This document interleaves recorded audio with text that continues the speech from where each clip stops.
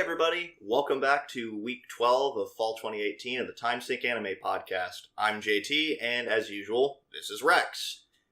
Welcome back. How is the promise to making waifus real coming along? You still gonna call back on that, right? Yes, I am. Jesus Christ, you're like my mom. Well, it's not Christmas yet, is it? Whatever. Still have 2 more days. Yep, 2 more days. 1 more day when this actually goes up.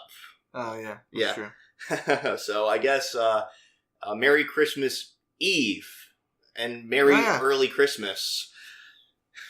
Hope you guys are having a good one. We got some good presents this week in the form of some sweet finales. Oh, yes, we did.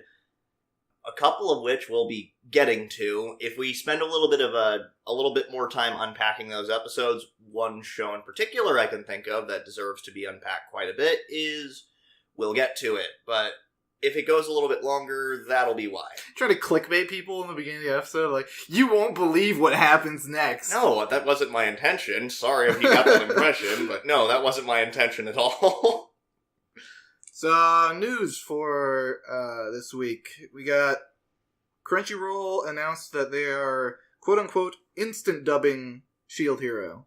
Yeah, and Erica Mendez is, voicing the main heroine in that, isn't she? Yeah, I'm pretty sure. Yeah, I remember hearing that somewhere, which is cool, because Erica Mendez is great. So what they mean by instant dub is that normally simuldubs are, they take a few days to come out, because they get it, and then, as soon as they get it, they start working on it, and they push it out really fast. But with the instant dub, they're working ahead of time with the production company to put out a dub at the exact same time that a subbed episode comes out as well.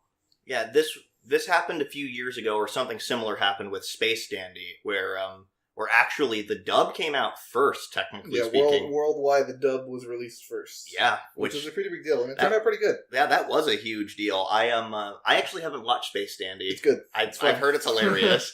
I've heard it's pretty much just the hijinks of Cowboy Bebop, and that's about it. A lot more cartoony. Yeah, I mean, that's what I heard, too. I heard that one of the best episodes, though, is the zombie episode of that. Yeah. That is the one that you absolutely have to watch if you watch Space Dandy.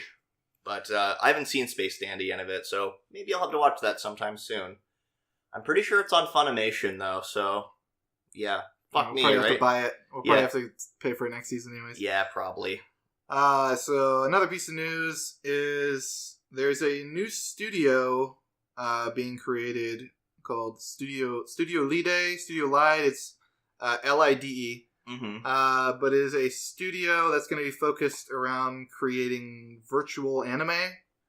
So their first title they're putting out is next season, called Virtual Sun wa Miteru, which is Virtual Sun Looking. Mm-hmm. And the anime is going to have I guess it's going to be like a slice of life with a bunch of virtual YouTubers.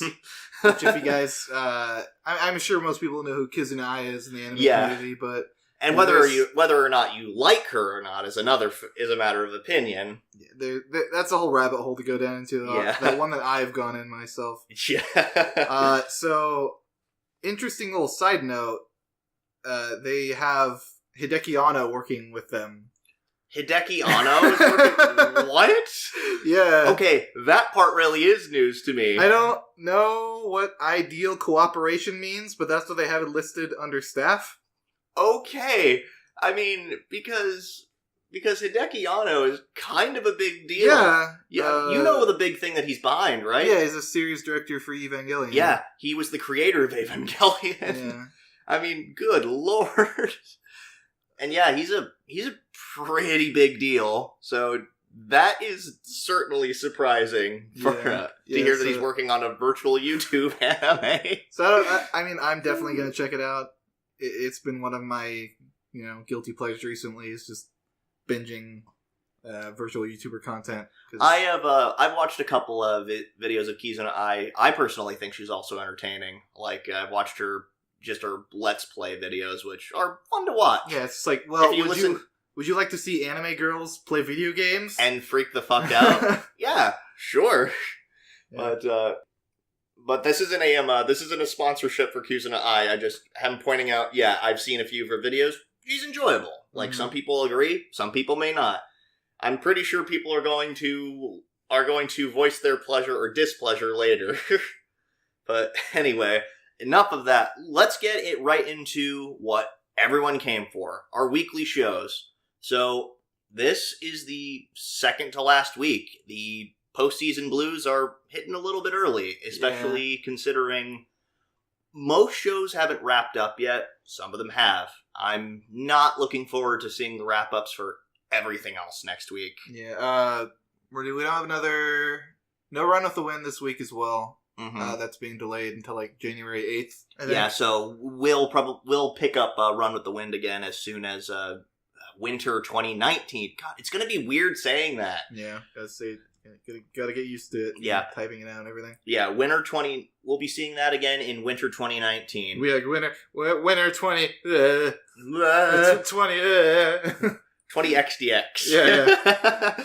All right. But anyway, let's get right started with a certain magical index. Yeah. So the first thing that kind of caught my eye in this episode is that it's very goofy seeing modern day British soldiers just run into their police department and they open their lockers. There's fucking like plate armor and swords right there. They're like, "The lady calls. We must be off." Yeah. Also, I do want to point out like one of the wording. Every night that's secreted through the land. I'm like, secreted? Is that an appropriate word? It sounds really weird. It's either a weird translation or it's a British thing. I mean, yeah, because when I think secrete, like I think that some like people secrete mucus or slugs secrete mucus. Yeah. That's what I think of when I hear the word secreted, not like every night the nights have been secreted. Yeah, like or maybe it's secreted. It's spelled like it's secreted. It definitely might be secreted. I mean, but I also definitely might be an idiot. Yeah, so definitely don't quote me on that. Well, we know you're an idiot at this point. It's okay. I'll kill you. You won't. You don't have a show. It's fine. I'll just do it solo. I couldn't do it solo. Well, at least you admit it. We have fun on this show. But anyway, so enough of the whole secreted discussion. This is where the invasion of the United Kingdom has officially begun.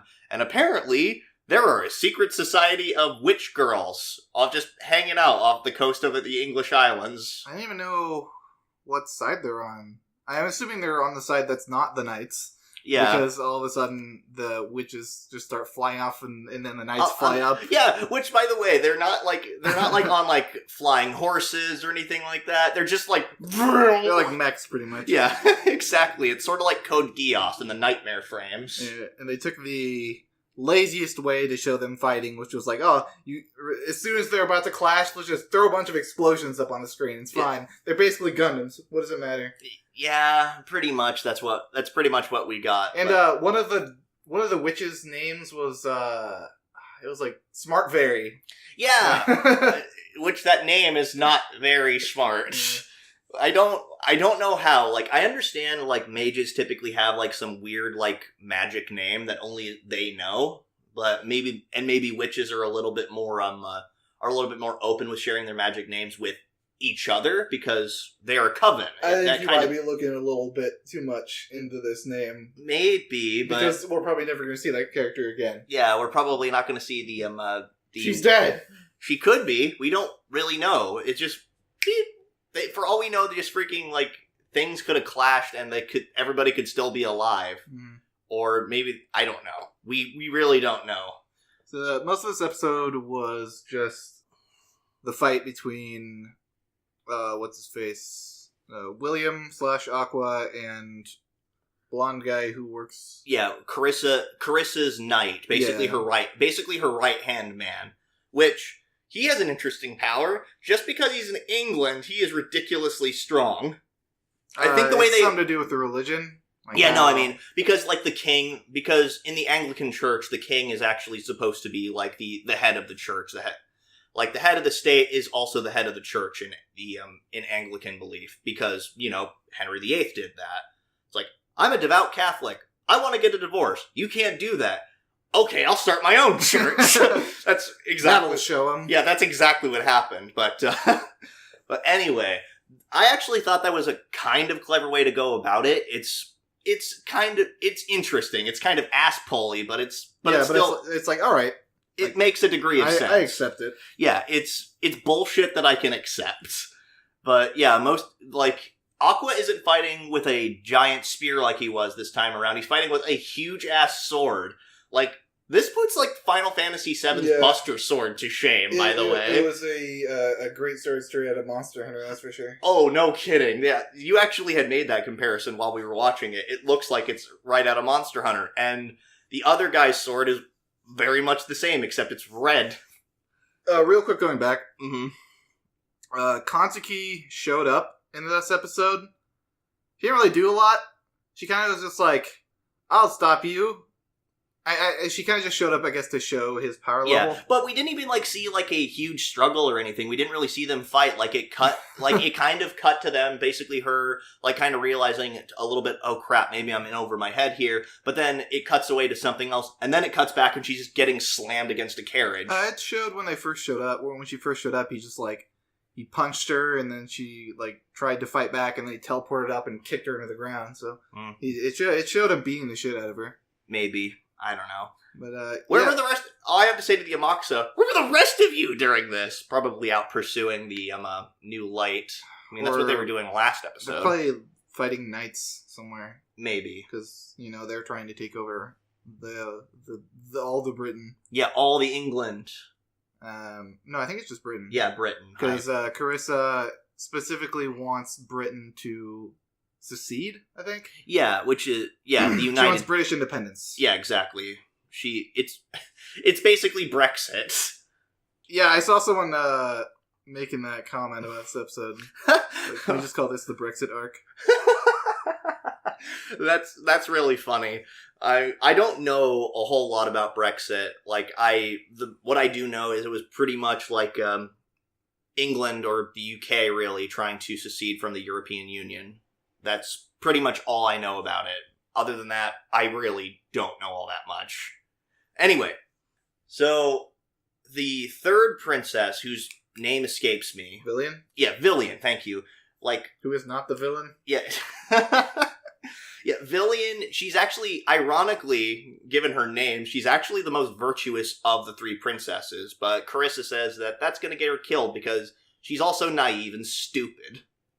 Yeah, when Carissa, or the knight, Carissa's knight, walked up and was about to bring the axe down on her head, I was like, well, this is Index, so I know she's going to be saved. But who's she going to be saved by?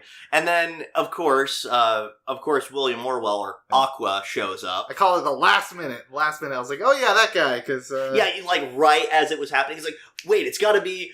I knew it. It's because when she was looking at the coat of arms earlier, and she was like, William. Yeah, and that happened in the previous episode. Right. But yeah, the majority of this episode was William fighting, and... Pretty cool fight. It was a pretty cool fight. I liked how, when they engaged each other, they kind of just, really quick, they're like, bam, they augmented themselves. Or, yeah. The knight, he was like, weapon range, or weapon damage. And yeah. He was just kind of swinging around.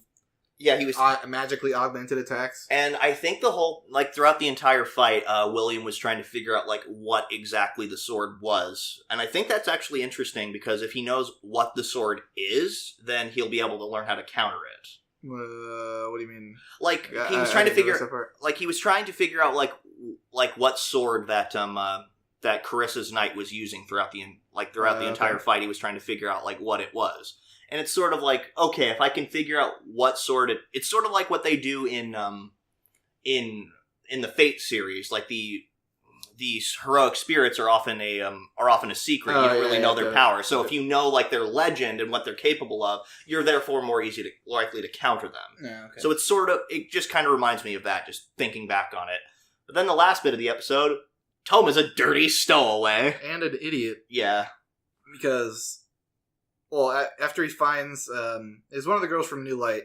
I don't remember their names. Mm-hmm. But he finds her, and then after he breaks her out, when they jump out of the train, Toma's like, It's fine. We'll be fine. The water will cushion our fall. It's like, that's not typically how it works. Because that's not how surface tension works. Yeah, because, I mean, if water's deep enough and you keep your legs straight when you hit the water. Yeah. Corkscrew is the best way to do it. But he was, like, looking down in, like, belly flop position. Yeah, like, I mean, what even? I mean, like, anime physics, whatever, but then it's like, the water's only a meter deep! And his face was like, oh shit! Yeah. I like the little attention to detail where when she pulls out her magic wings, he's like, oh shit, watch my hand! And then he touches the wings and they disappear, so it probably broke their fall enough so they're not injured, but... Yeah, exactly. There's gonna be some probably conflict there where Toma has to meet all the people in New Light, but they're gonna be his friends because he saved, I forget her name. Yeah. What's even going to be what's going to be even more interesting, they're probably going to kick off next episode with him getting out of the water, and she's probably going to have like a freaking, it's probably going to be a fan service moment. Yeah, that's how Index do. Yeah, that is how Index do. It's basically a rule of science in that world that Toma has an infinitely growing harem. Yeah, exactly. Even though he's really not the most interesting protagonist. But then again, that's typically how harems do in general. Okay, so let's get to the show that you probably are shaking inside to talk about, Banana Fish. Oh my god. This, like you said it, this ending was practically fucking perfect. Yeah. Like, I really have, like, no complaints about this ending here. Let's work our way there. Yeah. I mean, that's our thesis statement. Now let's provide evidence for the claim. Now, so Fox makes the same mistake that everybody does. What everyone in this series does of underestimating Ash. Like, there's multiple times in this episode where he's like, he can't do that. That's impossible. Yeah. Like, I mean, one of the quotes he says to Golzine is, "You were so smitten by this beautiful monster, but not me. I'll tame him and control him." It's like, yeah, have fun with that. And then even Golzine points out, like, it's just like, you're overestimating yourself there, buddy. Don't you realize who you're dealing with? I see in my head, Fox just being like, I'm gonna tame Ash and make him mine. But Fox doesn't tame Ash. But I also want to point out, like, Fox's plan, it actually kind of confuses me a little bit, because, like, he basically is killing Golzine and is, like, taking the drug, and he's just like, alright, I'm going to be the head of the Foundation now. That part all makes sense. But then he says, Ash is going to be the next president, and I'll be the one to support him. And I was like, wait, president of what? President of the Foundation? Yeah, the Foundation. He wants Ash to be the head of the Foundation, like the face. He doesn't want to show himself. He just wants to be like the shadow operator. Okay. Yeah, that's what I was like, because I was thinking either that or president. When I also heard, I thought president of the United States, I'm thinking, you realize that he's only 17, right? You're going to be playing this game for a long time if that's what your plan is. But it definitely makes more sense for him to be the president of the Foundation. But just the first time, I'm like, wait, what? But of course, like, yeah, you said, people really need to stop underestimating Ash. Everybody makes that mistake. Yeah, they just... He almost did it, because he's like, put him to sleep just in case. I was like, there you go, that's the thing you need to do. I mean, Golzine did something similar by basically making him blind. So then he put him in the helicopter, and then they're like, have guards adjacent. Nobody needs to watch him, just have them nearby. Yeah, like, let's turn our backs on him so his eyes can just pop open, and then he can, I think, get out of handcuffs and, like, untie himself and then freaking take out all the guards. I don't know, man. We didn't see what happened. It's assumed at this point that Ash is Ash can do virtually whatever he wants. But whatever, it's action movie rules at this point. Exactly. Jessica showed up again in a super in the most badass. She shows up and shoots some of Fox's troops, and then she does, like, the thing that's probably the worst thing for your teeth humanly possible when it comes to grenades, but it's still badass. Action movie. Yeah, just rip it out with your teeth and throw it. Yeah, that whole scene happened so fast. I was like, wait, what? Because they're like pinned down, And all of a sudden, she just fucking runs up, no context, throws a grenade down the hallway, and they're like, go, I guess. Yeah. Then she fucking, like, I'm probably gonna say action movie like 50 times this episode. She runs up to the control panel, and she's like, bang, bang, bang, bang! And everything opens. Yeah, just to, like, again, it's like, somehow that worked. Also, Golzine's pettiness, I think, saved Ash's life. Oh, what do you mean? Because, like, when it's like, we can't access the control system from here. It's like, who could have done this? It's like, Ash could have done it. It must have been that bastard. He was still alive. Yeah, I didn't think I'd ever be, like, cheering Golzine on. Yeah. At any point, but he's so stubborn about never giving Ash to anyone. Yeah, exactly. This is definitely the way to go about it. Yeah. The romance between... I'm not so sure I feel good about the romance between Max and Jessica. Because they're like... They meet up again, and then he's like, if I was going to survive, I was going to ask you if you marry me again. And I'm thinking like, yes... Nothing like a near-death experience to spark the romance again. Well, but the thing about that, though, is, like, they've hinted at, like, their kind of feelings for each other again before. Like, they were sort of divorced, but they didn't really like the fact that they were divorced. I think they'd hinted at it a few times that maybe they wanted to give it another shot. I mean, sure. I just don't think this is the best foundation to start a new relationship. Yeah, I don't know. Like, adversity brings people together. So, but I guess I can see what your point is. But we also had a really funny bit, like when Blanca and Sing working together. Like, it's like, get into that air duct. I hope you're not claustrophobic. The whole time I was thinking, wait, you are worried about being claustrophobic when Sing is a tiny little Asian guy and you are a fucking huge ass Russian who also gets caught in the fucking grate. That stressed the fuck out of me. Because, like, I'm kind of claustrophobic, so even seeing that just stresses me out. But yeah, I mean, still. And then after they got out, there was a bunch more action movie aim. Yeah, just like Blanca on a side and just going bang, bang, bang, bang, bang, bang, bang. Oh, I'm talking about when there's a bunch of people like shooting at Sing. Oh, that's like hitting all the areas around his feet. Like how it's like okay, apparently they went to the Stormtrooper School of Marksmanship. Yeah. What the hell? But. I mean, of course, and then Blanca, being the person he is able to snipe somebody from a helicopter that's very far away and very windy out. Yeah, but it was actually kind of cool because I guess that makes sense. I mean, former Spetsnaz, he's gifted at a lot of different things. But it was also cool. He's like, Sing, give me your shoulder. It reminded me of that bit from Girls Last Tour. You remember that?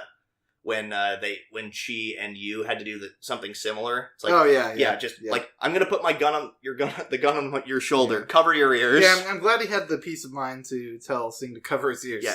Because that was like a fucking...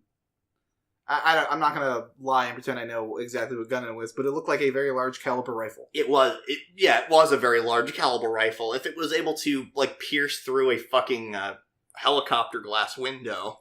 So, speaking of helicopter... Glad the helicopter is made out of fucking explodium. Also, I'm glad to see that Ash is capable of outrunning a fucking minigun. Yeah, yeah, exactly. And he just like dives behind a bunch of things. So if anyone's getting annoyed about all our little nitpicking about this, it didn't bother me at all. No, it didn't. I'm just pointing out how ridiculous it was. Yeah. I fucking loved it. It was an awesome scene. It was one of the best things. It was just a great. This whole series has been like that. Yeah.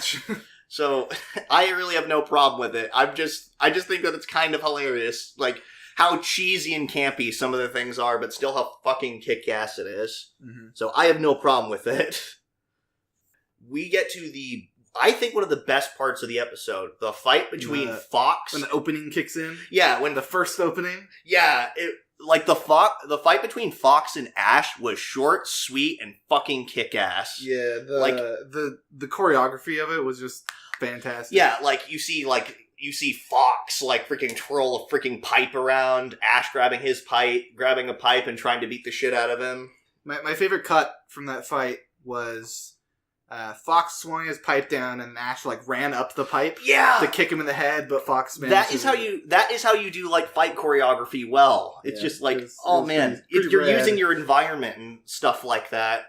And then of course through a series of contrivances and explosives, like we get to see basically what happens is Fox was telling his men earlier, blow this place up.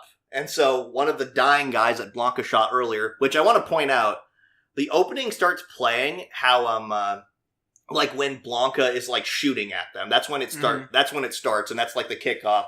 And this song, like, it's usually pretty awesome when openings like play during scenes like this, but I think this hit like all the right moments. Like the music just seemed to swell and emphasize the moments at just the right times and stuff. It was fucking awesome. It's a great show. I wouldn't be surprised at all if they stopped to think about that. Exactly. They could have even thought about using the second opening, and then they realized that the first opening would have...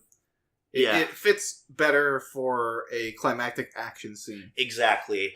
But then Ash manages to get Fox off of him. And then Fox, like, pins him back down again, stabs him in the shoulder with a knife. That was brutal. And then just is, like, digging it in. And then Ash, like, grabs a drill and a la Gurren Lagann fucking drills him in the side. And I think that cut right there, just that, like, little struggle between them was so freaking awesome because you just see them, like, screaming at each other. It was... when Ash like just drove it into his chest and he was pushing him off him the whole time, Ash was just screaming. Just like he was fighting for his life, and the voice actor really portrayed it very well. I think that it was also just like it was like the perfect like just kind of clash of will between the two of them, because like you see Fox doing much of the same thing, trying to like bear the knife down deeper. Ash kind of had a better spot. Yeah. Because Ash got him in the stomach, not the chest, I think. Yeah, it was a stomach, but the stomach is a lot more of a deadly area to stab than the shoulder is. Yeah. The shoulder's got like tendons and muscle. The stomach has, your kidney, your liver, exactly, your intestines, kidney. Yeah, you have two kidneys, typically speaking. Yeah, on each side. Yeah, he only stabbed one side. Like this whole like battle of wills thing between the two of them. It was basically Fox trying to get Ash to submit to him, and Ash basically just saying, "Fuck that noise! Like I'm not bowing down to anybody ever again." It was just like a really cool clash of wills, and it was just emphasized perfectly in that. And then just this whole like climax was just freaking awesome to watch. Yeah, Ash saving Sing was a really important moment, I think, because and actually saying let go of the case. Yeah, because it really emphasized Ash. It was the final straw in Ash giving up his revenge. Yeah, he was basically saying I'm no longer angry about it, because Banana Fish was something that had tortured him so much. Like it had killed his best friend, it had killed his brother, it had done so much damage to him in his personal life that he's just basically saying, no, just let it go. I'm done with it. Like, and he basically just kind of gives Sing a look like, I'm saving you instead. You're my friend. And then Golzine's final action was pretty fucking awesome too. Just shooting Fox in the fucking head. Yeah, I love. They did it was really cool seeing the stare down with Ash and Golzine. There was like so many words. You think maybe that Golzine might actually shoot Ash because... Oh, I never thought he was going to do that. I mean, I didn't think either, but I was at least acknowledging the possibility because Golzine has said time and time again, if anybody's going to take him out of this world, it's going to be me. But that's always been bravado. Yeah. He's never wanted to kill Ash because I believe I said it a few weeks ago, maybe? Yeah. That Golzine has a sick, twisted care for Ash. Like, he loves Ash in a really twisted way. And so in the end, it was like a combination of his stubbornness, his love for Ash, and just the person that he was, that he looked at Ash and they kind of had a moment of understanding, and then he just decided, like, all right, this is time for me to die. Yeah, he just just falls over the edge. Which I also think it's also kind of fitting that all the things that had tortured Ash fell into the fire, never to be like seen again. Like it was literally just burning all away, like for no remains. And even even Singles said there won't even be any bones left. I think that was just very fitting. It's like Golzine literally falling down into hell. And but falling to hell with a smile on his face. Yeah, I don't think he fell so much as he just jumped off. He didn't jump, but he just let himself go off the edge. Yeah, I mean, he was probably going to die anyway. He had some pretty severe gunshot wounds. He would have been either dead, or even if he wasn't dead, he probably would have been found out, and then he would have been in jail for the rest of his life. Exactly, and that was we spent a lot of time talking about that climax. We said we were going to be spending quite a bit of time on this series in particular. So let's talk about the last few scenes of this. So as soon as Ash starts reading the letter from AG is when the final scene kicks in. You get really somber music, and AG's speaking the contents of the letter over. Yeah, which it's kind of off. Which it's the subtitles are kind of off because you can actually see the writing in the letter. That was a nice touch. It was actually an English written letter. Mm-hmm. Yeah, but my point is when you can read the letter and then you can read the subtitles and realize the subtitles are kind of off. I eventually just stopped reading the letter. I read it a little bit in the beginning and then exactly. The only way I can describe this scene is beautifully tragic. Exactly. Because the one time that Ash lets his guard down to go after, because he's finally he has a thought of well, maybe I can just get away from this life forever. Maybe I can go actually be with AG. Maybe my life can have happiness. Mm-hmm. As soon as he drops his guard, he gets stabbed. In any other situation throughout this show, he would have noticed it immediately. Mm-hmm. Would have been able to grab the knife and stab the guy back or whatever. But just for this one brief second where he thinks he can be happy, mm-hmm. the whole world just shits on him. Exactly. It was really sad to watch but I wouldn't necessarily say it's sad. It's kind of bittersweet because he dies. As AJ had pointed out earlier in a conversation, he saw Ash in the library and he seemed so serene, so peaceful, but also so alone. And that's where he died. He died ultimately somewhere where he was at peace. The library. Yeah. And he died happy in the very end. Yeah, he definitely didn't... He didn't have to die. Mm-hmm. I think Ash could have... he physically could have gone to get help and probably survived the stab wound. Yeah. But how I saw it is that he... After he got stabbed, and then he killed the guy who stabbed him. Lao, actually. Lao, yeah. I think that he realized, oh yeah, it was stupid of me to think that. I can't be with AG because I'm always going to be in this world. So yeah, he probably just decided that it's time to just go to sleep. Yeah, exactly. Which was nice. And then there were just so many good scenes here, like the scene between Sing and Yut Lung, finally, them resolving their differences, basically Yut Lung. Which, can I point out, for a 15-year-old, Sing is very wise for his age. He says... Ancient Chinese secrets. Yeah, he says a lot of, really, profound things for a 15-year-old to say. He's been forced to live a very... He's been forced to be a lot older than he is. Exactly. I would love to see... Sing's growth and Yut Lung kind of repenting. Yeah, because that is basically what Sing resolves to do. It's I'm not going to kill you. I'm going to make sure you live and pay back for all the shitty things you've done. I don't forgive you, but I'm going to be here to make sure that you do what you need to. And then, lastly, the final parting between Blanca and Ash. I want to point out, very special, little attention to detail. Did you see the book that Blanca was reading? Yeah, what was it?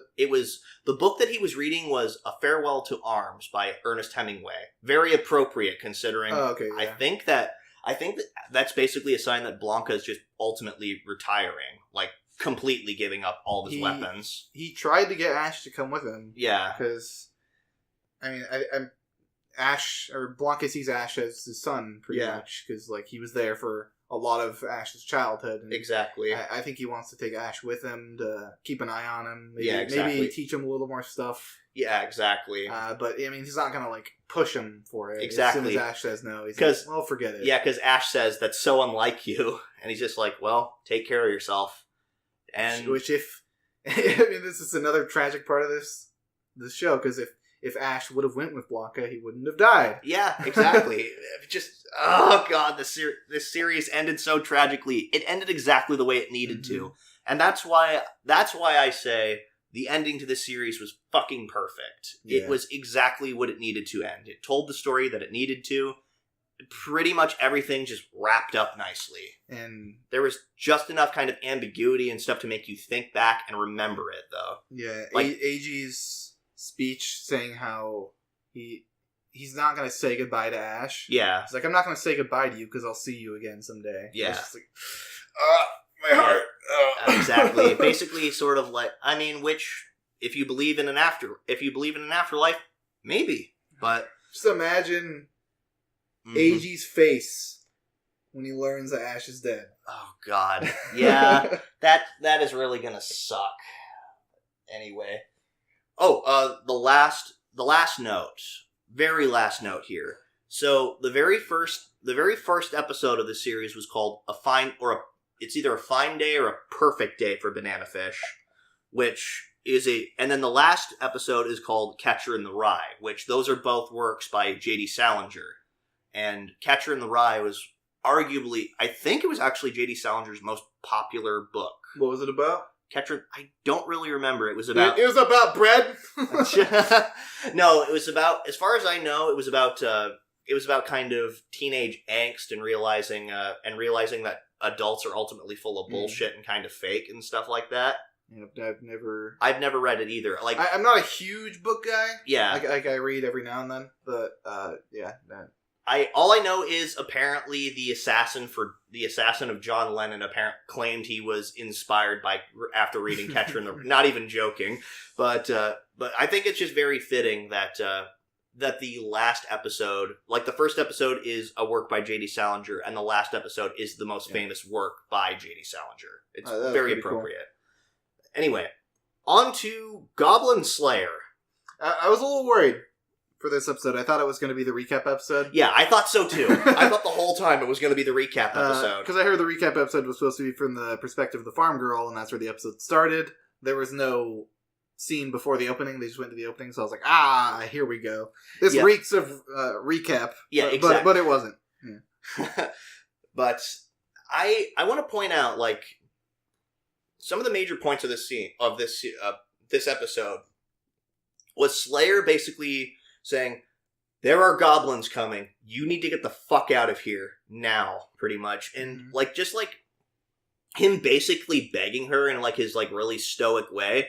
Like it's almost like listening to the HAL 9000 in 2001: A Space Odyssey when Dave is like shutting him down. Like just stop, Dave. Stop, Dave. It's stoic and it's emotionless, but there's like so much unsaid pain and stuff there. Like he clearly cares about the farm girl and wants her to get out. Like, but at the same time, he doesn't argue for too long because they've known each other for so long that he knows when she says she's not going to go. And then also like the forced smile on her face when she's like crying, and he's like, don't make that face. And just seeing that face made him realize like, he's willing to give up anything. Within his discretion. Yeah. He says to protect her home. Yeah, because she gives like a couple other excuses, like even if I was to escape, then all our cows and chickens and crops would be destroyed, and we really wouldn't have much of a life after that. Which is kind of a good point. It's a great point. Like she'd survive, but she wouldn't have a life to go back to. And then again, some of the expressions they do in this show are so good. Like when when he's basically saying, you know what they'll do to you, right? Like just like her expression of just like pure unbridled terror, like but trying to be brave. They definitely do fear super well in the show. Yeah, like when Priestess got her arm bitten into. Oh god! like ah! That scene still makes me cringe. I mean, but Goblin Slayer, after realizing he can't convince her, he decides to do the next best thing. All right, because he realizes, if they were all in a cave, I could kill as many of them as humanly possible. But they're out in an open field. This is not my advantage. Because in a cave, they're like bottlenecked towards you, and you could like lay traps and everything. When they're in an open field, they could all just surround you. Exactly, and that's not his area of expertise. So he goes to the Adventurers Guild, and something really out of character for him. He says, "Help me, somebody." He essentially begs all the adventurers in the guild to help him beat the goblins, which at first everyone's all like, that's stupid. Yeah, it's like, we're not going to do that. It's like goblins are disgusting creatures. We don't need to fight them. And they're not really a threat. Like stuff you'd expect. But the main hero in this episode was Guild Girl. Guild Girl! Because she convinced her boss to front all that money. And just said, the guild will give you 1 gold piece for every goblin that you kill. Which if that's by... assuming this is by D&D currency standards, which I'm 99% sure it is, because everything else in the show is judged by D&D standards. Like, they even make references to chaotic good, chaotic evil, lawful good, stuff like that. So 1 copper is enough for a large loaf of bread. Yeah. These are adventurers, probably not very rich people. 1 gold could buy you, like, food for... If you're eating meagerly, it could buy you food for, like, a few weeks to a month. Yeah. Yeah, no kidding. And it's 1 gold per goblin that you kill. Yeah. I mean, and her boss was totally okay with it, too, because he realized, like, how much work Goblin Slayer actually does. And how passionate she was about it. Exactly. Like, the boss seems like a cool guy. Yeah. Exactly. And he's a businessman, so he probably also thought, like, they're setting up there, which is right next to this town, so if they have a fort there, it's going to be a lot harder to deal. I mean, we don't even know about the character. I might be giving him a little too much credit, but... I mean, I think they actually bring something... I think Slayer actually brings something like that up. Like, if they were to go to that town, it would be harder for them to deal with, so... But I don't know. Yeah, like you said, it is very difficult to really get a read on him because we've never seen him before this point. It's a very heartwarming moment, though, seeing everyone eventually come around to be like, each of their different reasons. Like, some of them were saying, oh yeah, like, some of them were kind of testing him to see, like, what really he was willing to give up and stuff like that. Yeah, as soon as he, like, bowed his head and said that he's willing to give up everything, that's probably the moment. The spear guy had recognized, like, well, you really are serious about this. And of course, like, his party were going to go no matter what, but the lizard man said, what do you think he does? He asked for, the only thing I'm going to ask for is cheese. Cheese and ice cream. Yeah, cheese and ice cream. Dairy products. Yeah, I loved Elf's, like, confident jump over the rail and, like, her pose. Yeah, like, I'll kill goblins. Yeah, good old tsundere elf. But, and then, like, everybody just kind of in the guild also realizing, it's like, he's done a lot of stuff he's done stuff for me, too. Like, it's kind of our way of repaying him, even though we're never going to admit this. One of the guys, said, it would be a little lonely around here without the guy who was constantly talking about goblins. Yeah, it's like, he's annoying, and he's obnoxious anytime he's here, but it's gonna be weird not seeing him around. So, yeah, that was all really cool. And then we get one of the most epic, like, battle sort of siege scenes. Yeah, it was giving me big Log Horizon flashbacks. Yeah, like to the raid. Yeah, and in Log Horizon, without spoiling too much, it's an MMO and there's a raid. And you get to see a lot of people working together on a massive scale. It's really cool to see those plans. It reminded me. Like, the goblins show up and they have, like, these freaking shields, which they have the freaking women that they kidnapped on them. Like, put them to sleep, then take the shields, and then just start slaughtering them without mercy. That was very smart of the goblins, actually, because when you're approaching from a long range, I mean, the biggest danger is arrows. Yeah. So, obviously play on human sympathy. Yeah. Whatever. And then, in a kind of awkward way, like, they reveal, it would have been way cooler just to see, all this kind of play out.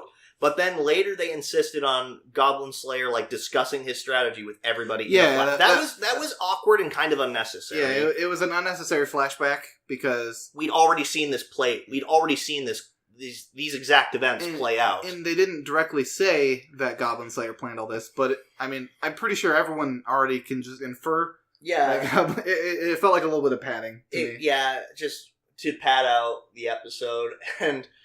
Everybody's, working together. You see, freaking people, shooting them from a distance. You see a thick-ass Amazon woman. Yeah! That was awesome. It reminds me of the Amazon chick from Dragon's Crown, actually. Yeah, it's, generic fantasy.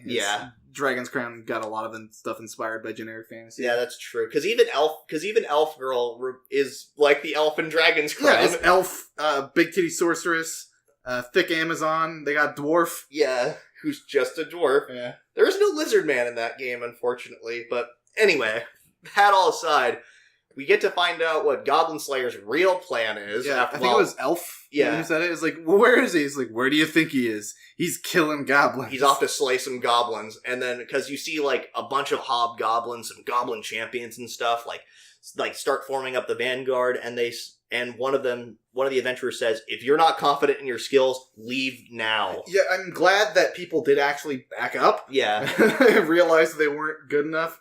Because, the only people that died this episode were, some off-screen no-names. Yeah. And that was more of a plot device to bring in the stronger goblins. Mm-hmm.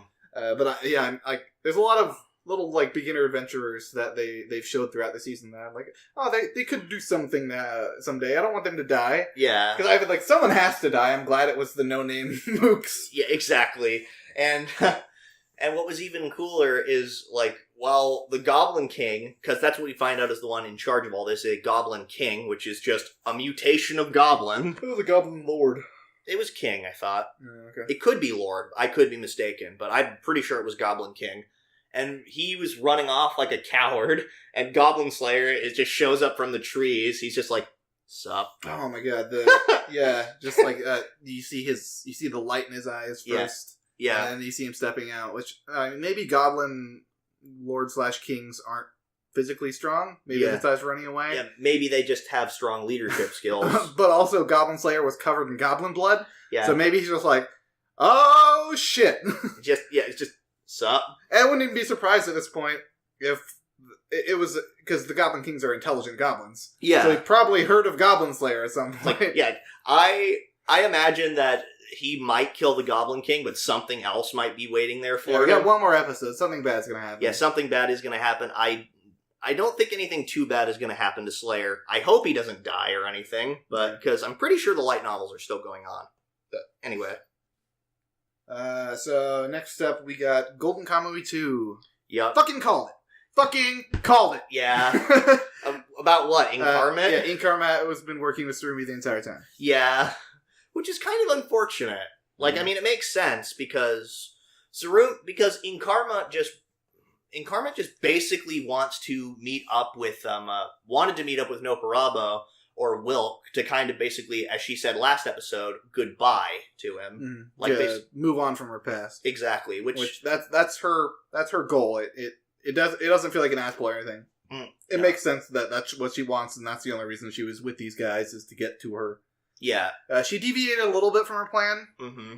Because I don't think she was expecting to actually fall for Tanigaki. Yeah, she fell in love with Tanigaki. So, and they did another callback to when she was crushed under the things, and he lifted the thing up, and his fucking buttons. And his buttons fell off, and that kind of gave her a little moment of maybe he can change my fate, because I think she probably accepted death there for a second. Yeah, and then it kind of snapped her back into. Yeah, and then just when we were thought that both of them were going to get crushed, fucking Ushiyama shows up. Oh my god, I was about to be really upset. I was about to be too. I was thinking, oh, not Dick Sensei. But no, he just. And I think for a while, because it looked like he was getting ready to get crushed. It's oh man, maybe he's not strong enough. And then he just probably realized, oh wait, I'm way stronger than this. He's fucking judo tosses a building off of him. Just it's sort of like he just was oh wait, I'm a shitload stronger than this. What am I doing? Mm-hmm. But that whole bit was funny. Tsurumi is once again proving to be sort of like what a devious shitbag he is. Like, because his plan is he wants to destroy Abashiri Prison on the pretense that, and had all these boats to help him do it, on the pretense that there was a prison riot. The thing about it is, in the past this had been done before, and also he just had known that nobody was going to bother looking into this, so he could like get halfway across the country. Yeah, and so nobody was going to look into this. So it's a smart way to do it. Yeah, no, Tsurumi is. I mean, for as insane as he is, he's brilliant. Yeah, he is a brilliant strategist, and he is an intelligence officer, so it makes a lot of sense. I want to say rest in peace to the guy who had a impact grenade pressed literally against his forehead. Oh, jeez. Because when the guy who is the straight man, whose name I can never remember, he like tosses a grenade and it just like plinks on the guy's forehead. Huh?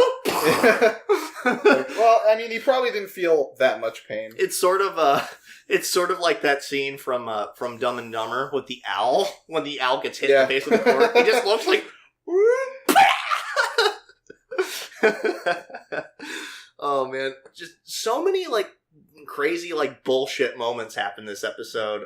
Like Nikaido once again refusing to give up. Yeah, like I don't know why he's so crazy. Like, I understand his brother died. Maybe he was already mentally unstable. Like, he's about as tenacious as fucking Sugimoto is, but Sugimoto at least is a little bit less worse for wear. Like, because Sugimoto's got, like, scars and stuff on his body, but he's not, like, ridiculously crippled. Yeah. Like, Sugimoto is partially lucky, partially tenacious, and then just also really fucking smart. Well, Nikaido's got a really go-getter attitude, at least. He knows what he wants, and he goes for it. Yeah, he's got Sugimoto's tenacity, but none of his luck and or actually legitimately good battle sense. One of my favorite bits in this episode is when they're in the cell and you just hear the fake Noparabo. It's like, Sugimoto's like, shut the fuck up, and they turn back and they see the fire and they're like,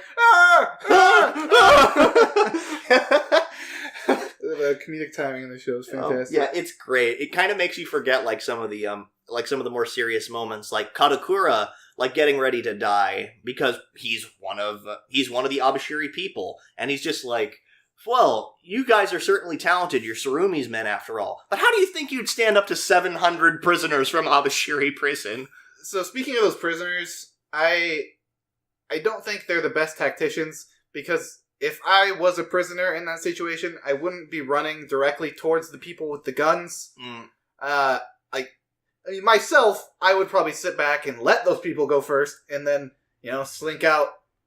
Because why would you just go out to kill yourself? Maybe they saw this as their only chance or something. Maybe they saw it as their only chance, and I'm pretty sure a few of them were like, oh wait, Japanese army soldiers. This could be fun to kill them. Oh yeah. Like, probably a lot of psychos in there, because it's not like the psycho prison or whatever. Pretty much. Like, some of the world's most violent and dangerous criminals lived there. And then Shiraishi. Shiraishi's just a buffoon. What did Shiraishi do to get in Abashiri in the first place? Probably stole something. Yeah.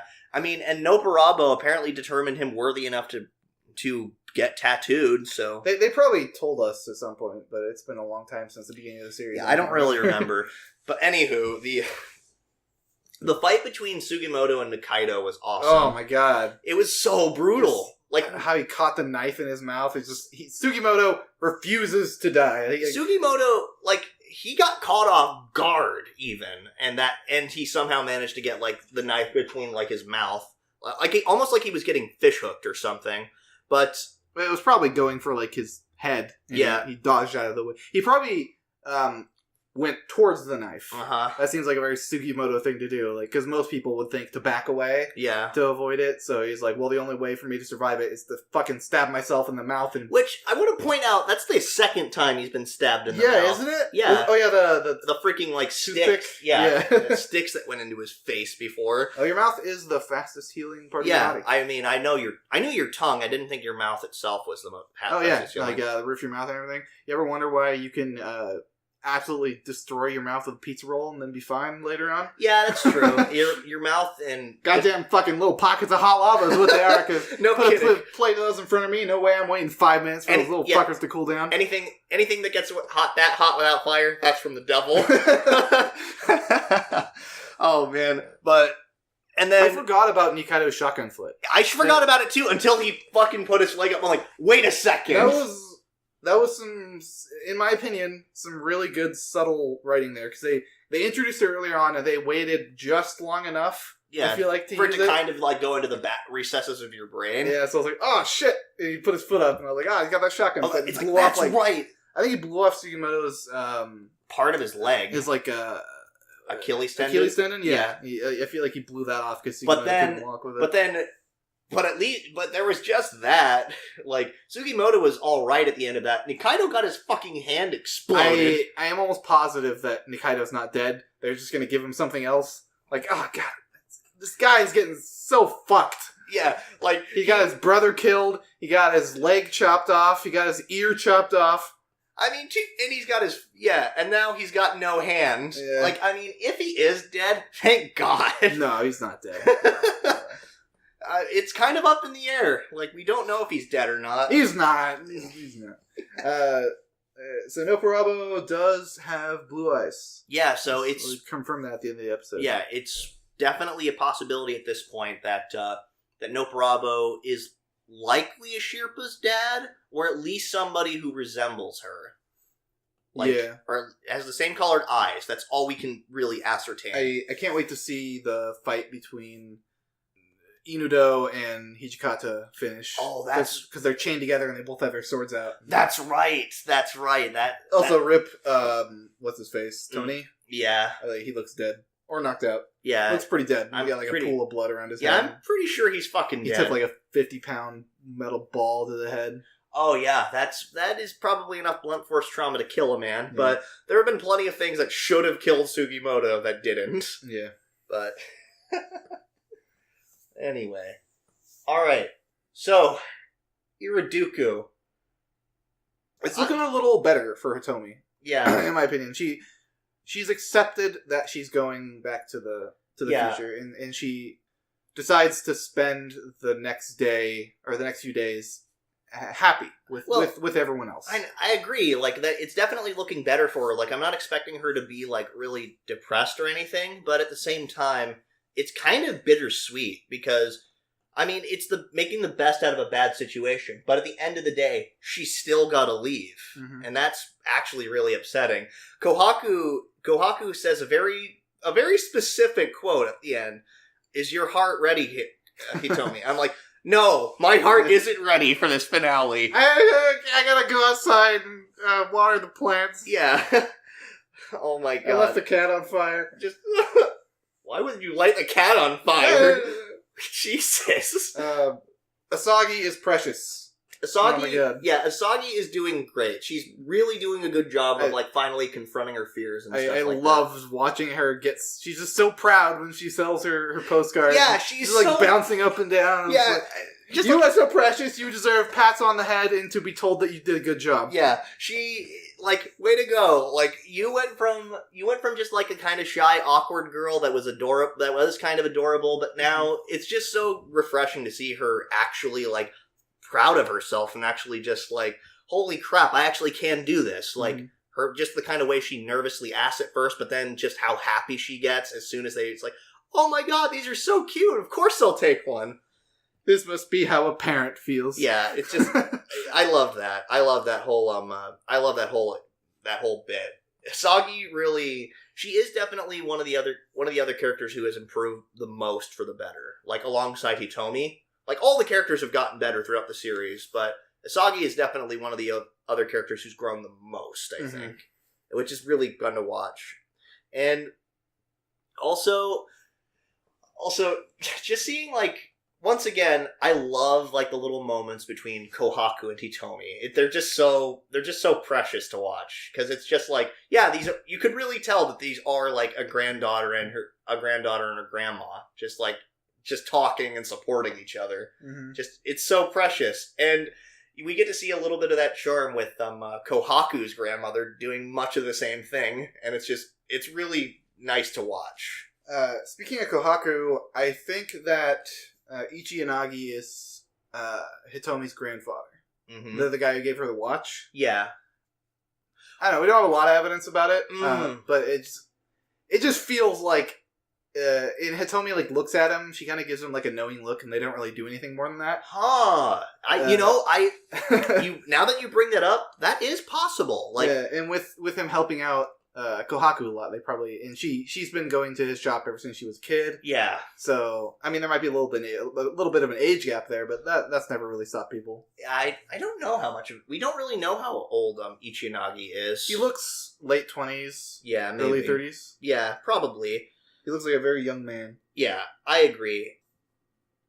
I really like seeing like how Hitomi's really kind of improved everybody's life, and just like you just think on some of the things like had these people never met Hitomi, likely they wouldn't have done this stuff. Like, or would have taken them longer to. Yeah, like Yuito, like gaining the confidence to actually show one of his drawings to people, and then people going up to him and asking, "Can I have your autograph for that drawing?"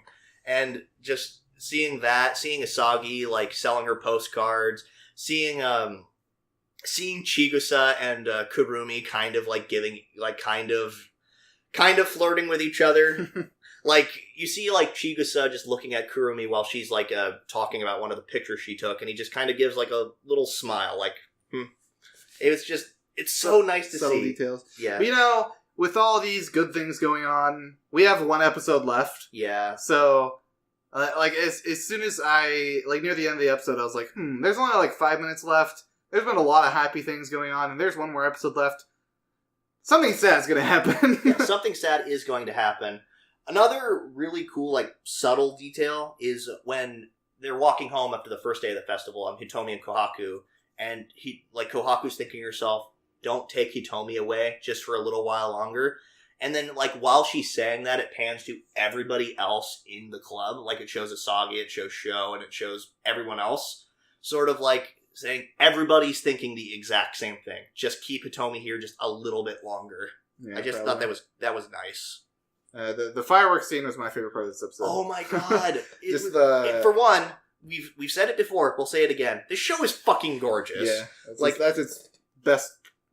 Its best part is the visuals, in my opinion. Yeah, the visuals are great, and that fireworks scene. Yeah, the animation, the voice acting, the music, all of it was so good. Just seeing Hitomi like finally crying happily. Yeah, because she sees colors, which I think that this is a thing that Kohaku sent her back to find. Happiness. Yeah. Or just feelings, really. Yeah. Because Hitomi was kind of like a robot in the future. She was just kind of going through life, not really, kind of shut herself down from a lot of emotions. Like, and it just seems like, happiness is really, like, feeling genuinely happy is what's kind of making her, like, see colors. Well, I didn't expect an entire fireworks show to come out when Kohaku just threw up a ball. Yeah. A single ball. Yeah. And it was like a 5-minute long fireworks show. Yeah, no kidding. And another really adorable scene was Asagi trying to play matchmaker for Yuito and Hitomi. Like, and then of course her talking with Sho about it, and then basically asking for her for permission to do that. Like, because again, like Asagi, it just kind of shows like how much Asagi's grown. I think, because she recognized that you liked Hitomi. There's nothing wrong with that. I can't fault you for that. It was nice to see that. Yeah, all these kids are they're handling everything surprisingly maturely. Yeah, I mean, obviously, kids. Yeah, they are such good kids, and of course, like the little moment where it's like, hey, like you see two girls are like, hey, you two go into this haunted house together. They just force them in. Like, hey, you two are a cute couple. Go inside. One of the hardest things to watch, though, in that sequence is when they're holding hands at the end of that, and then, like, you just see their hands, like, slowly drift apart. Because Hitomi's... It definitely seems like she's trying to steady herself and be ready be ready to leave. Because she was like, it was fun. Like, she's trying to accept it. Exactly. Which at the end, she says she has one thing left to do, and I really, really hope that she confesses. Yeah, I think... It's gonna hurt in the short term, but if she doesn't confess, then it's going to be like a regret. He's going to have for so long. Yeah, it's gonna be painful. This next episode is really just gonna be hard to watch. Yeah. I think. I will probably be crying. I'll probably get choked up. I mean, I mean that's you'll probably be crying. I'm not crying. Yeah. You're crying. Next up is JoJo's Bizarre Adventure: Golden Wind. Fugo stabbing Narancio with a fork in the beginning makes a little bit more sense now. Yeah. Because I didn't really understand. I just thought it was JoJo being JoJo. No, Fugo's just insane. He's got very bad angry problems. Yeah, he reminds me a lot of Shizuo Heiwojima from Durarara. Oh, yeah. Yeah, you know who I'm talking about. The bartender. What's the word? Temper at the snap of a finger. Yeah, exactly.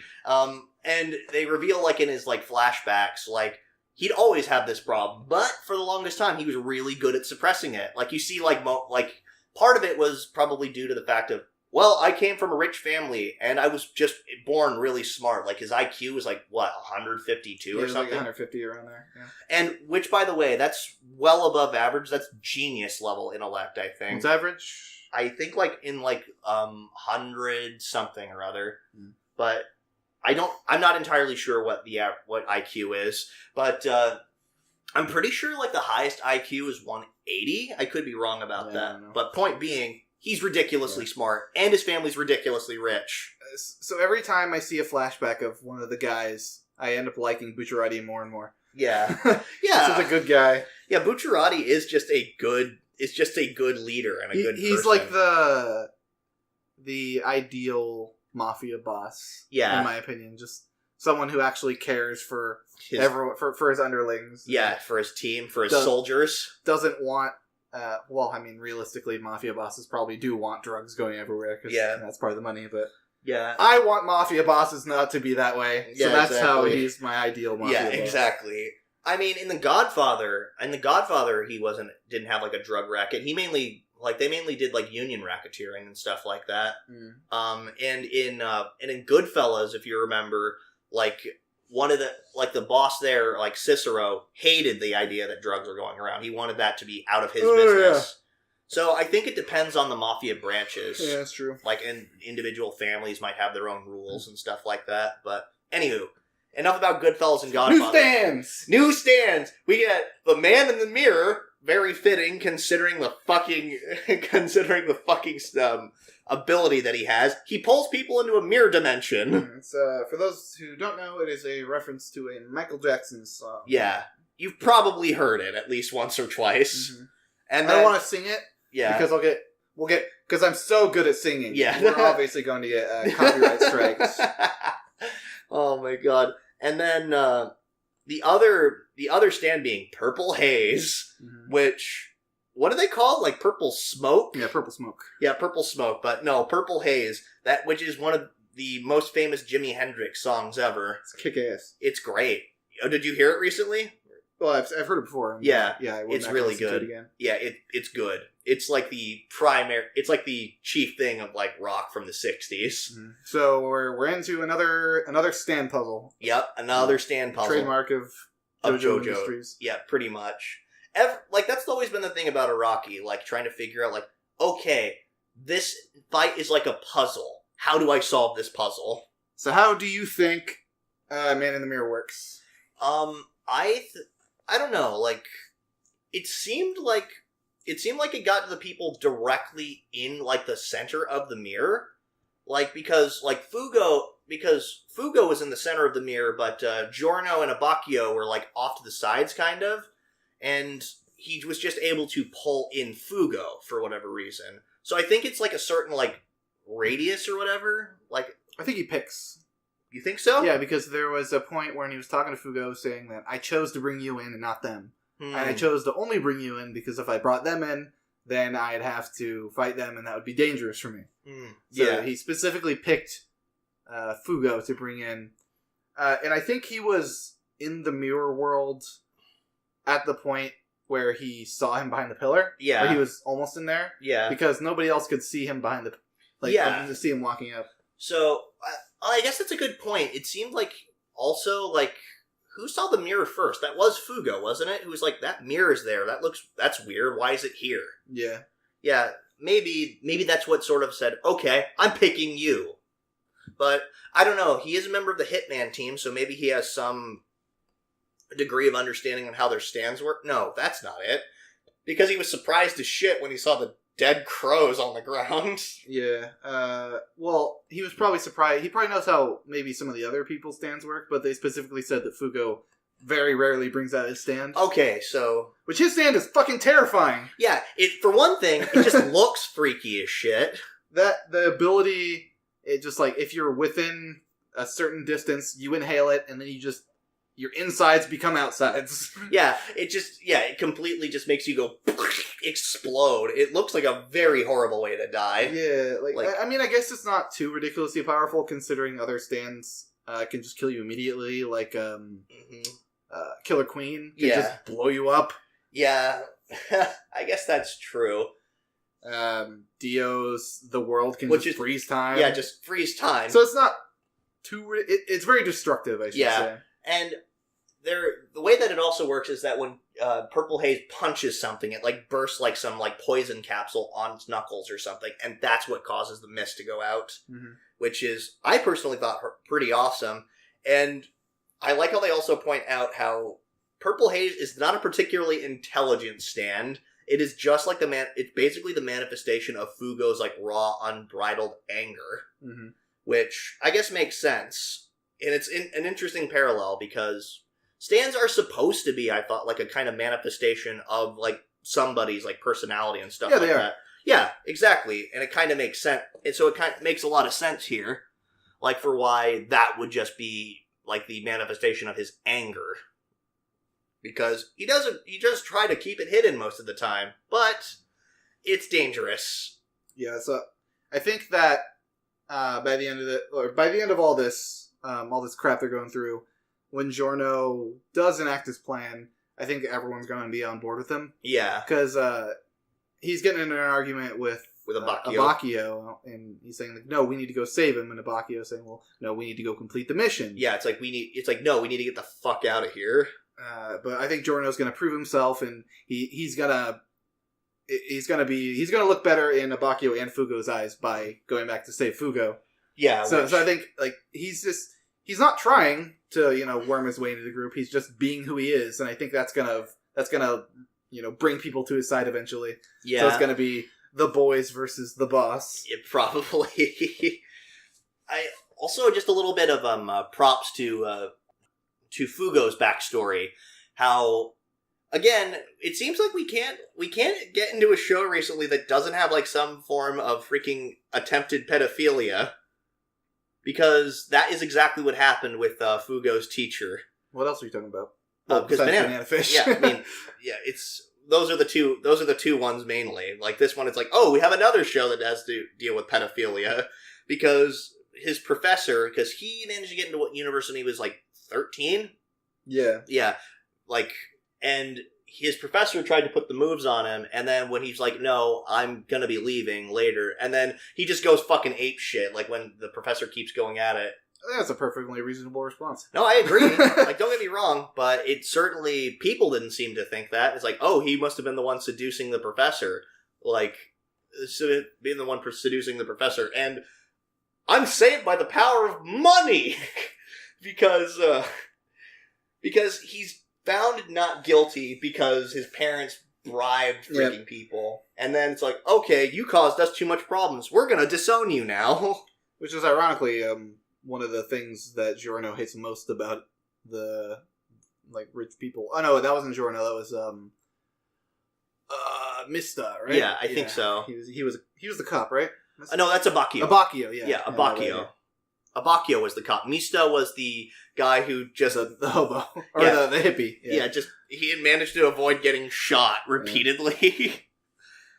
But anyway, the episode ends with just basically Giorno and Abakio staring each other down. It's like, we're gonna save him, pretty much. And Abakio's like, you know what?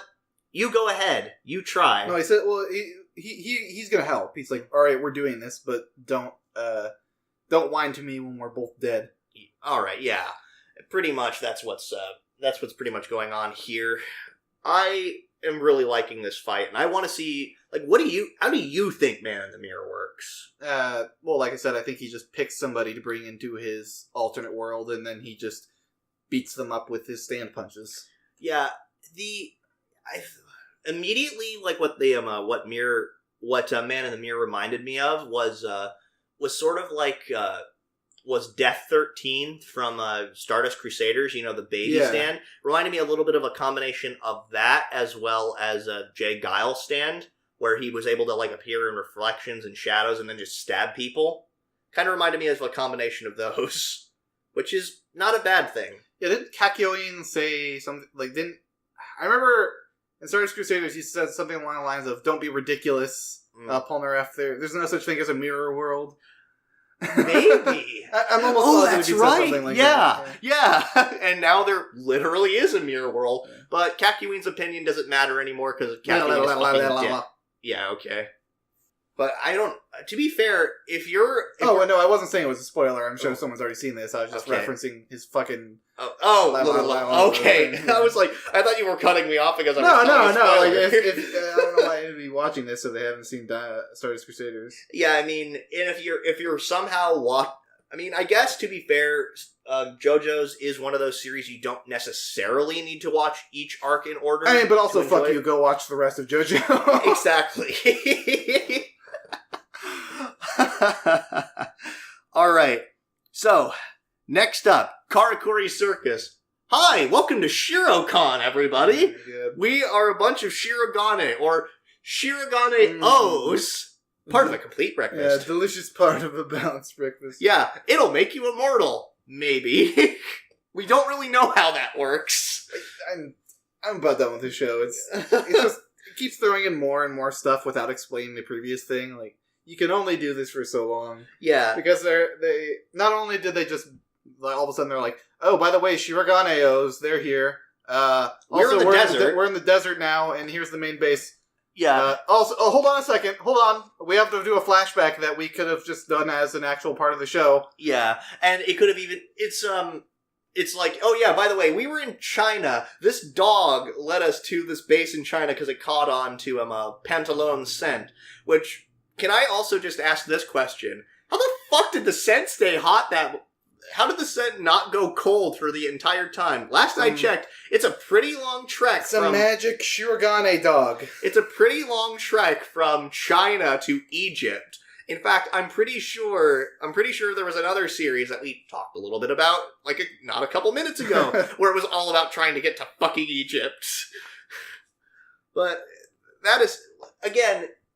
It would have been really cool to see this journey, like, in figuring out, like, maybe they got to fight, like, it could have been, like, a sort of Stardust Crusaders sort of, like, road trip-ish sort of deal, where they fight a bunch of different, like, automata along the way or something like that. Yeah, it seems like whoever, I've never checked the source material, the original manga, but it seems like whoever either adapted or told the original story they have a story they want to tell, and they're too lazy to fill out the details. The in-between details. Yeah, like...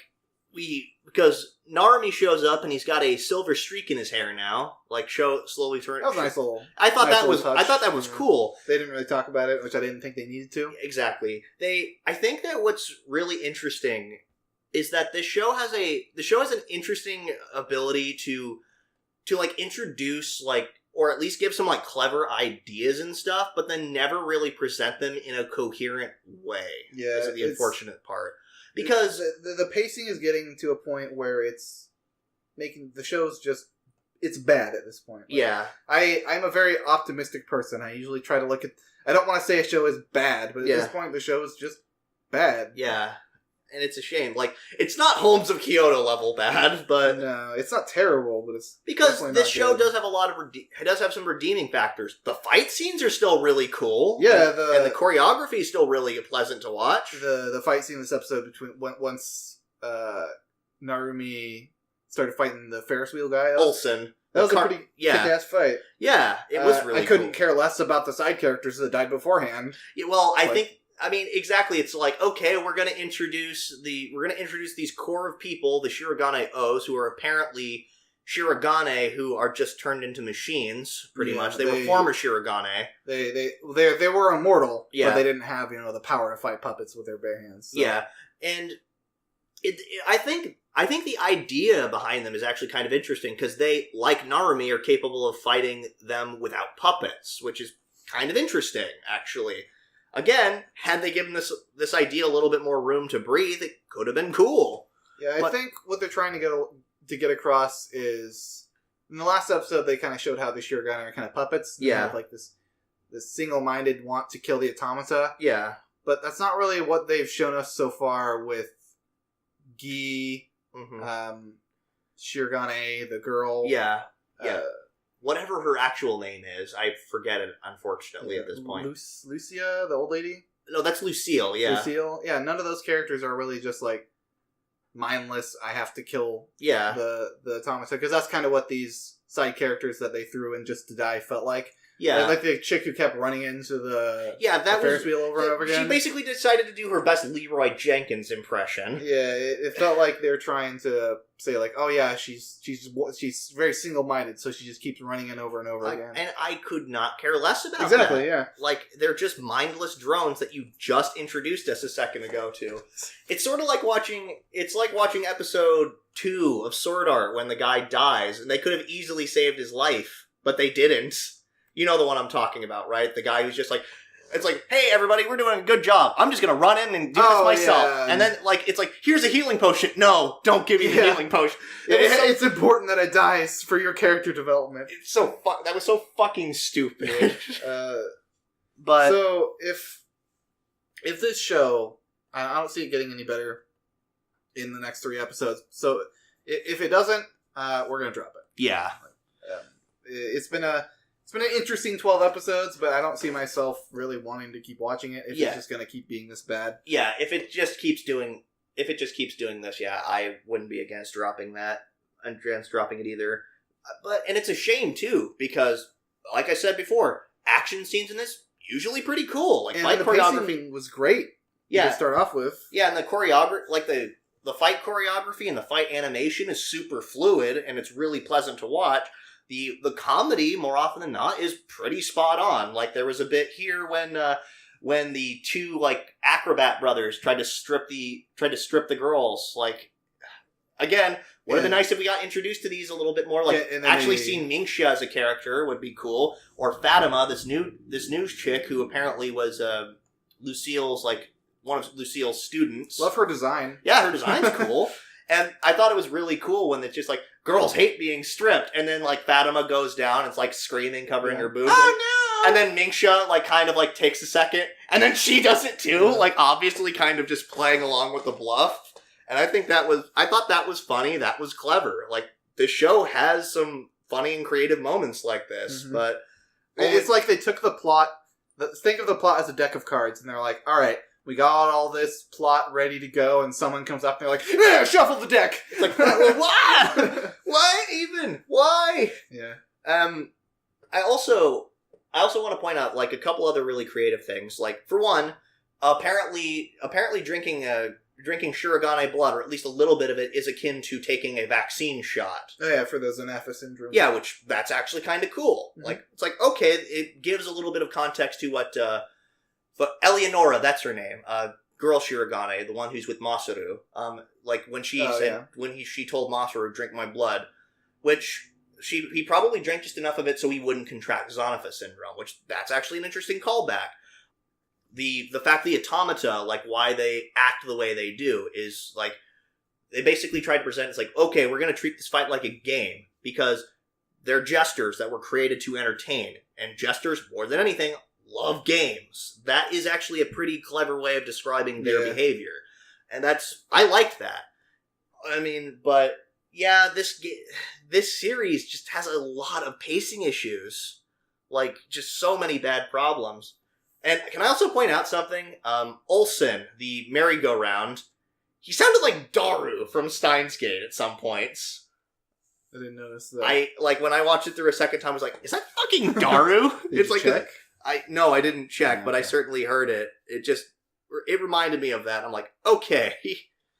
And the last bit is the group is playing Let's Make a Deal, pretty much. What's behind door number 1?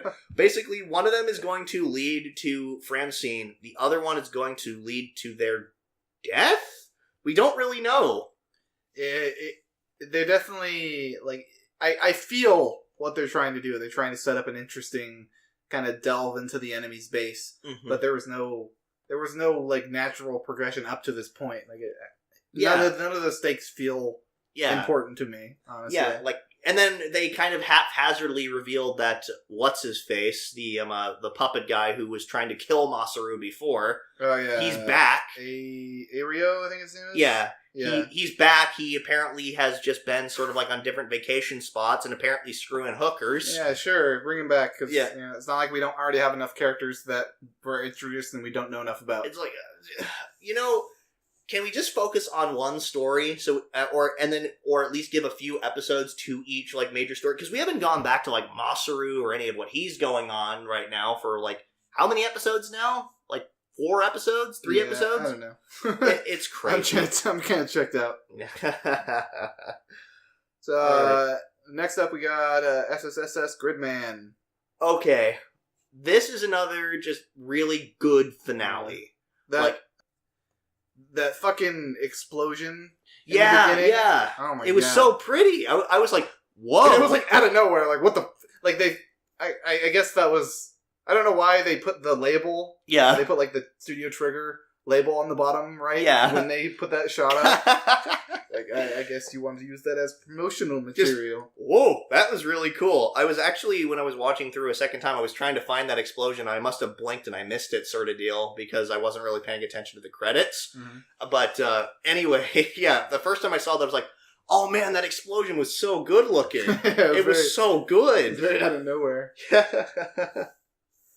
Oh my god. So I was kind of hoping...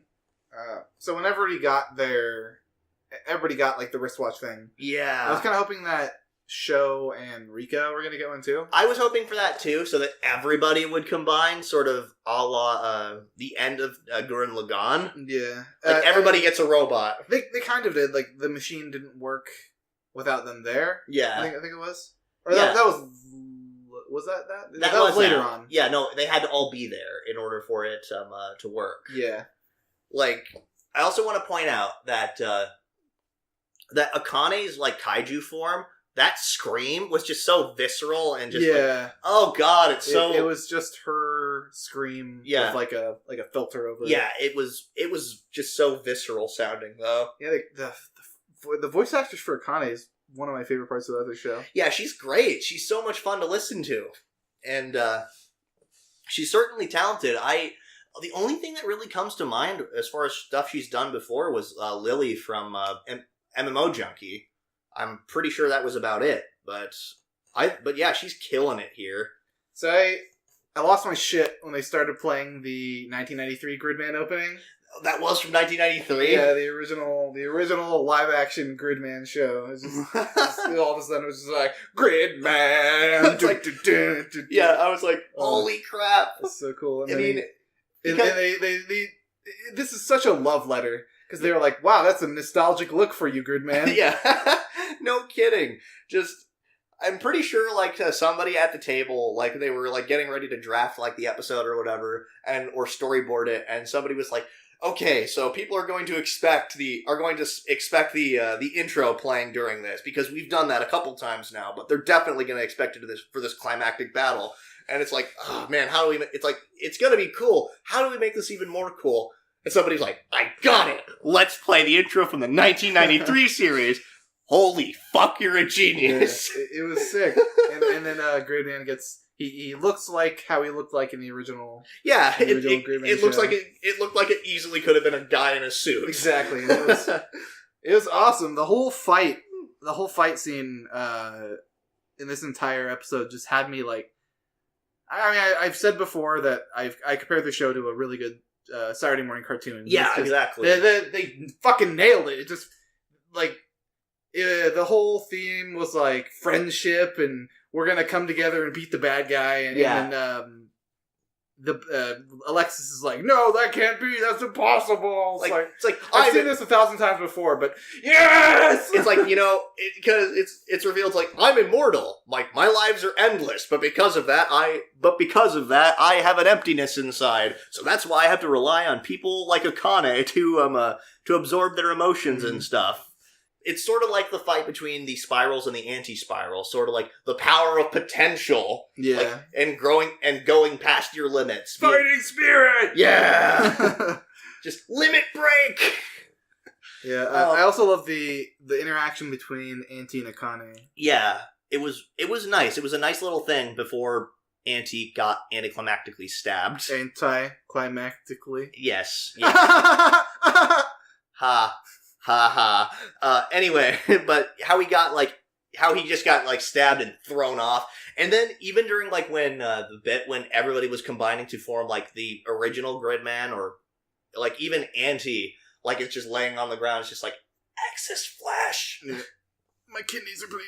It's I'm pretty sure I'm dying, but yeah, I'm gonna join up with you guys. Yeah, I mean, you were expecting something like that to happen. Awesome. You were expecting them all to combine, which they did. Yeah, he technically combined. It wasn't the way I wanted. It wasn't the way you were expecting it, but so some of the moves he did were actually moves that he did in the original show. Oh yeah, there's something lightning kick or something like that. Yeah, that was one of the. I looked it up. I was doing some research on the original show. That was one of his signature moves. Yeah, Fixer beam.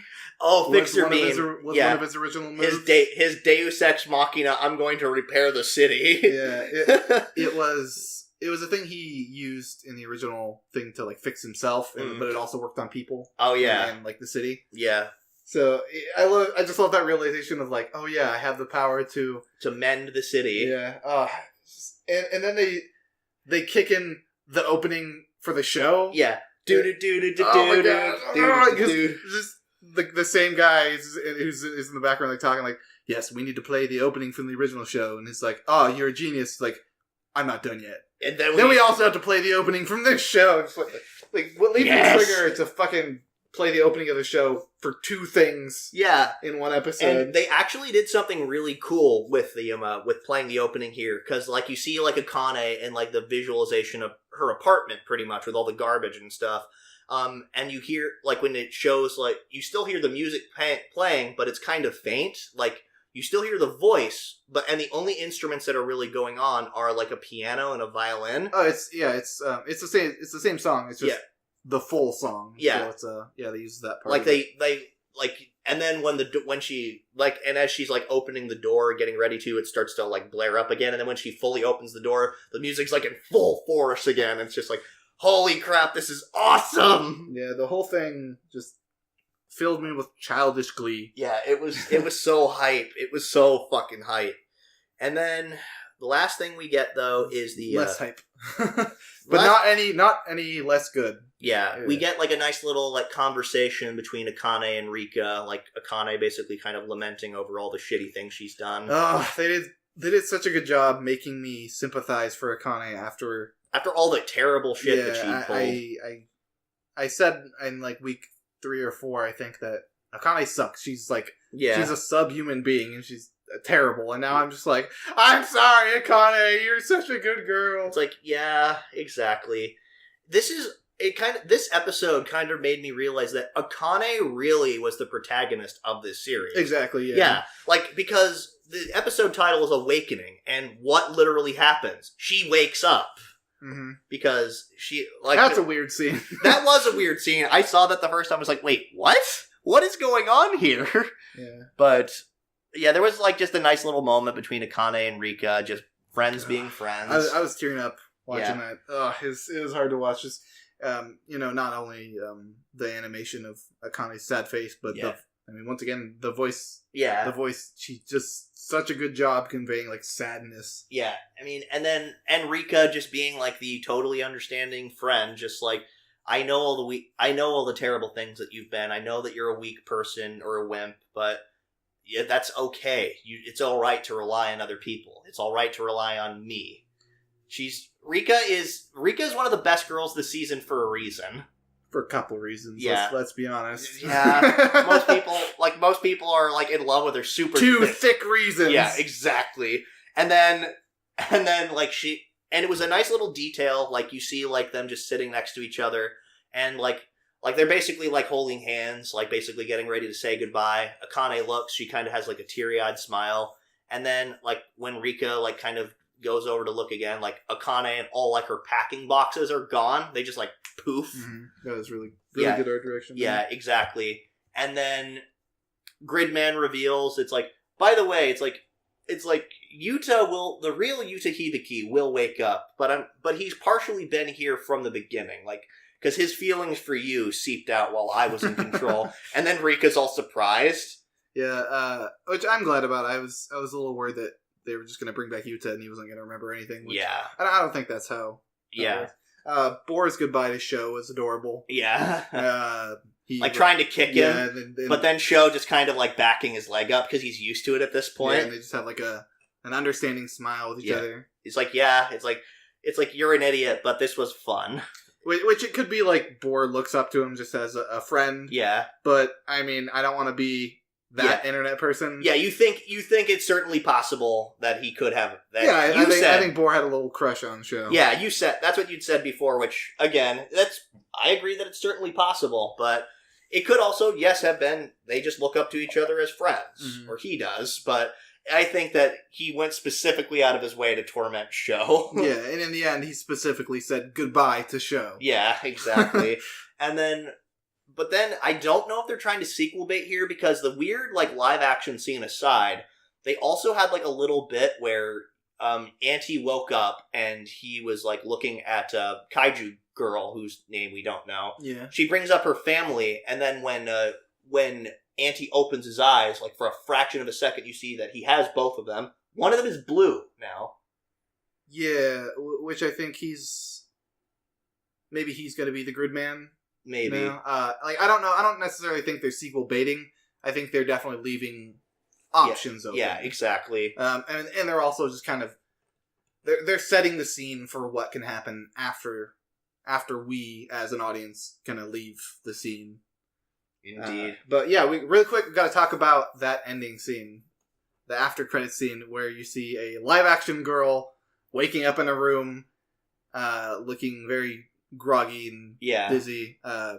So there's a picture frame over in the corner of the room that says Akane on it.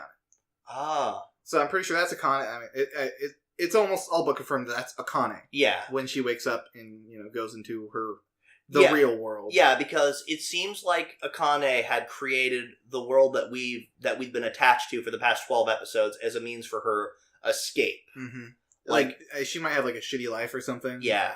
What I think happened is that the Akane in the real world, the real person looks a lot like Rika in the anime world. Yeah. So I think that she created Rika as her best friend in her own image. Yeah. I think it's like she took all her bad parts and became Akane. Yeah. And then all of her good parts became Rika. Ah, yeah. That actually wouldn't be necessarily a bad way of going about it. And she also has like the bag that Rika got, or the subway pass that Rika in the anime world gave to her, like, which is interesting. Yeah. There's a couple other little details, like there's a Promare poster. Yeah. There's what's the green skin girl from Luluko's name? I don't remember. Yeah, there's a little plush of her. There's probably a lot more details. That I didn't notice. It's Trigger just basically saying, "Hey, we've also done stuff like this, or we're gonna be doing stuff like Premiere in the future. Be sure to watch that, guys." Yeah, that was a fantastic finale. Yeah, it was. I really enjoyed it. So next up, Sword Art Alicization. So I'm going to just say that I actually thought this episode was above average. I liked this episode. Mm-hmm. There were some things that I didn't think were particularly interesting. Like, I thought the opening fight was kind of boring, actually. Really? I liked it. I thought the ideas behind it were interesting, but not really a lot happen. It's true. There wasn't a whole lot going on. Yeah. When the song kicked in when they were fighting, I remembered like, oh yeah, the soundtrack is one of my favorite parts about this show. Exactly. The soundtrack definitely makes everything sound a lot more hype than it is most of the time. I don't know the name of that song that they played when they were fighting against the Night Guy, but they use it like all the time. Yeah, it's Yuki Kajira. Yuki Kajira is a great composer. Yeah. And sometimes I think that her talent isn't always used to the best of its ability in some scenes in this show. I mean, I don't think she really cares. She's making sweet sword art money. Yeah, she's making that sweet sword art money. I'm just saying, Yuki Kajira does some really great work, and her like in this scene certainly wasn't the best capitalization of her soundtrack here. Yeah, it wasn't. I feel like the song was a little more epic than the scene warranted. Yeah, exactly. I thought, like, some of the ideas, like, oh, they're getting ready to fight with chains. That's cool. Like, I was expecting something like that. But really not a whole lot happened to fight. It didn't need to, though. The scene wasn't really about the fight. Yeah. So much as it was about Yu-Gi-Oh! And Kirito realizing that the Integrity Knights still have part of their memories. Yeah, that was interesting.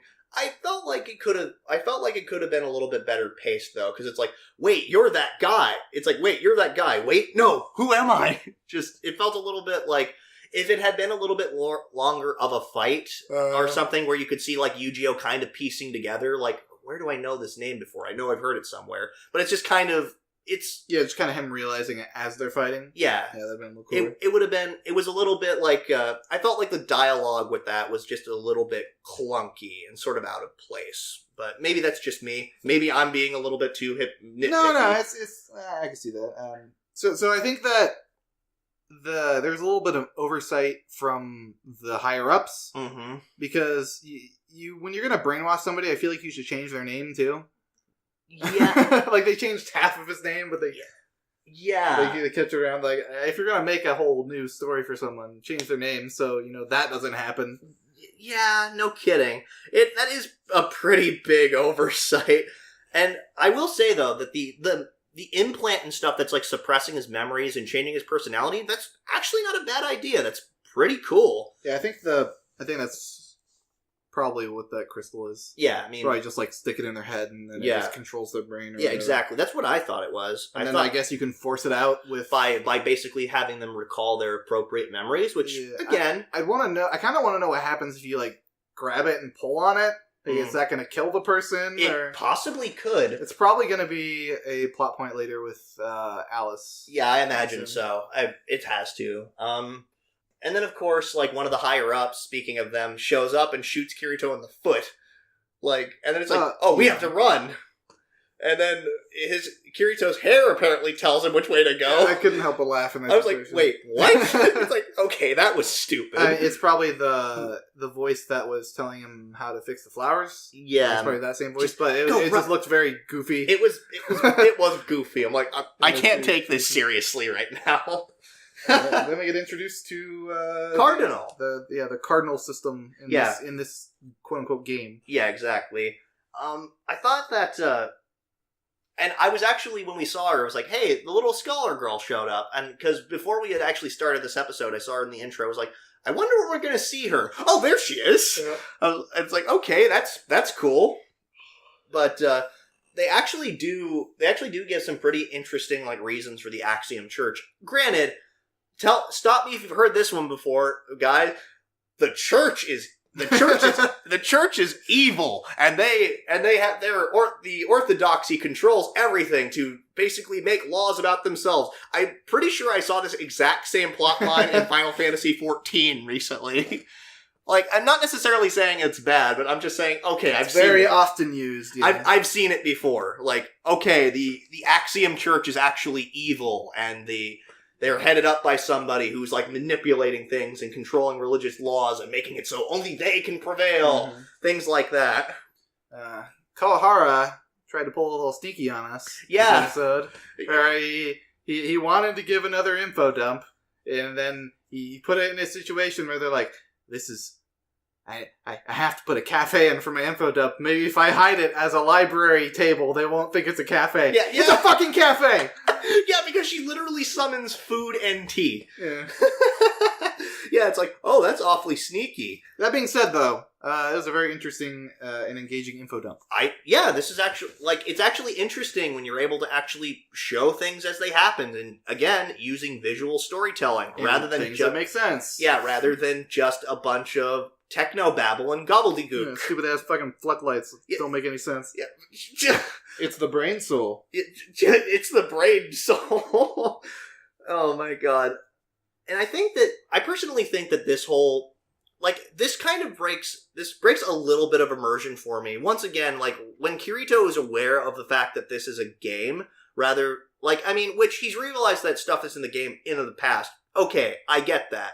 But if they're trying to make, because one of the major themes of Sword Art, I've always thought, is that, the life that you form in the virtual world and, the connections you form there is just as valid as real life, quote unquote. So it'd have been interesting if it was a little bit more of where is the line really, if he was really convinced that this was real life for him, and he wasn't really aware of the fact that this was, a virtual world, but, everything was kind of treated as normally. It just feels like a little bit, it could have been a really cool character moment, when she, pulls him aside because she knows that he doesn't really belong there and stuff like that.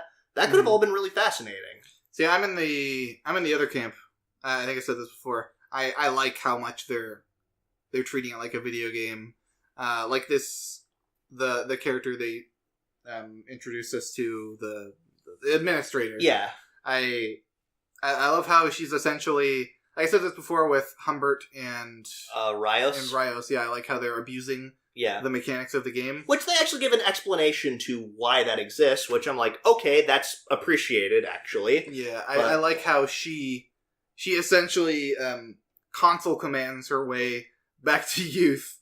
Okay, no, that part is fine. I like the fact that it's all kind of system commands and stuff like that, but it would have been nice, I think, if Kirito was also thought this was just real and realized it had thought of it the same way the other denizens did. It's just part of their life. Mm-hmm. System commands are just sacred arts and stuff like that. He's they're not oh, these are actually just system commands. These are sacred arts. And if he was convinced this was a real world, and there was sort of the kind of conflicting memories of his life in Wrath versus his life in the real world and stuff like that, that'd be interesting. Yeah, but I don't think they could get away with doing that. Just with how, with everything they've done with the series so far, with the fans' expectations of how Kirito is, you'd have to tell a completely separate story for that. But yeah, that would be an interesting way to do it. Maybe I realize that I'm asking for a lot. My hopes would be a lot higher, but I think that the aim of any art is knowing when to realize how something could be improved and be better.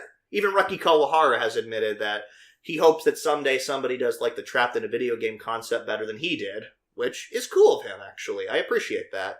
But anyway, I do like the villain here. Quinella, I believe her name is. I'm not sure. Yeah, I'm pretty sure it's Quinella, but like you said, they reveal that everybody in this world are the descendants of 4 godlike beings. They're the 4 original, admins, basically. They were people who had logged in. They were people who had logged in and then had basically set forth some rules in place and then logged out. But among the 4 people that lived there was an unethical person. And he basically was trying to make it so that people could learn how to cheat the system and exploit it and stuff like that. Let me just say, that's probably a Laughing Coffin member. I'm calling that now. I'm calling that right now. That the guy that this interloper was probably a Laughing Coffin member. I would not be surprised. I guarantee that's exactly what's going to happen. But she was able to get a lot stronger. Quinella was able to get a lot stronger by killing fennec foxes. She essentially just level grinded her way up to omniscience. It's sort of like that episode of South Park where they just spend time in the forest killing boars. Yeah, you just kill this weak thing. Well, I don't think she meant to go really high. That was just the point where she realized, if I kill things, I can get XP and I can become stronger.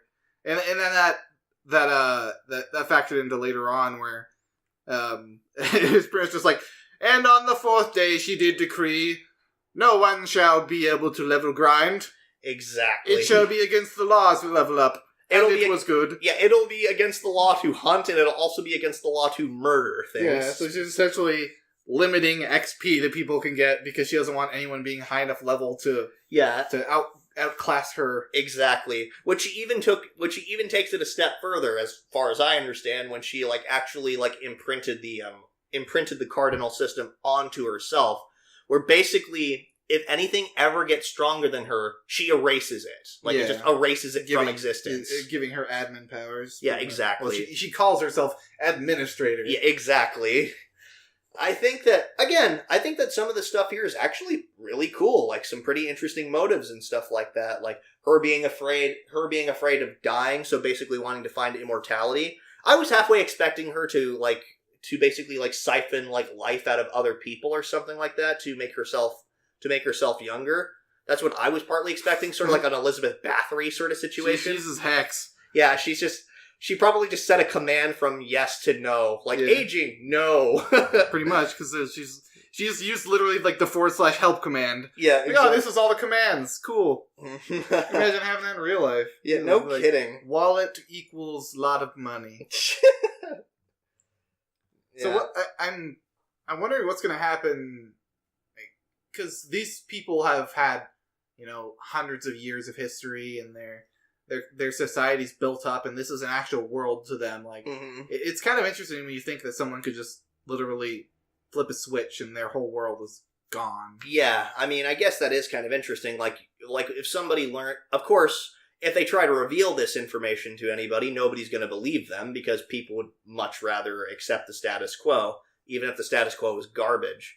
And sort of the whole nobles and stuff having more I guess more control and stuff, it gives a little bit more credence to what Rios and Humbert were doing, but I still think that scene was kind of tastelessly handled. But whatever.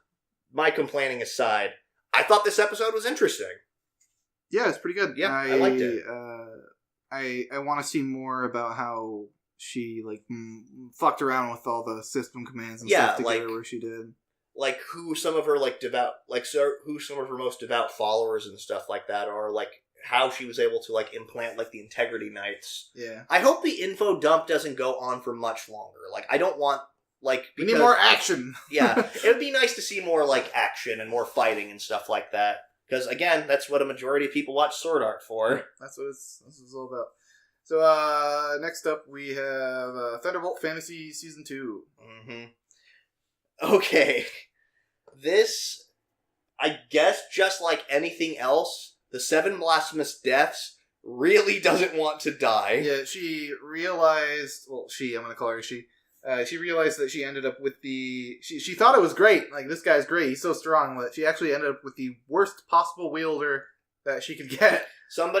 You'd said before, he kind of flipped his yandere switch. This was totally, even for, he, put the yandere dial up to 11 at this point, because he is absolutely unaffected by her charms. He just wants he's actually in love with this sword, and he just wants to die with her in the middle of nowhere, where no one can find them. Couldn't you find a more fitting place for us to be together forever?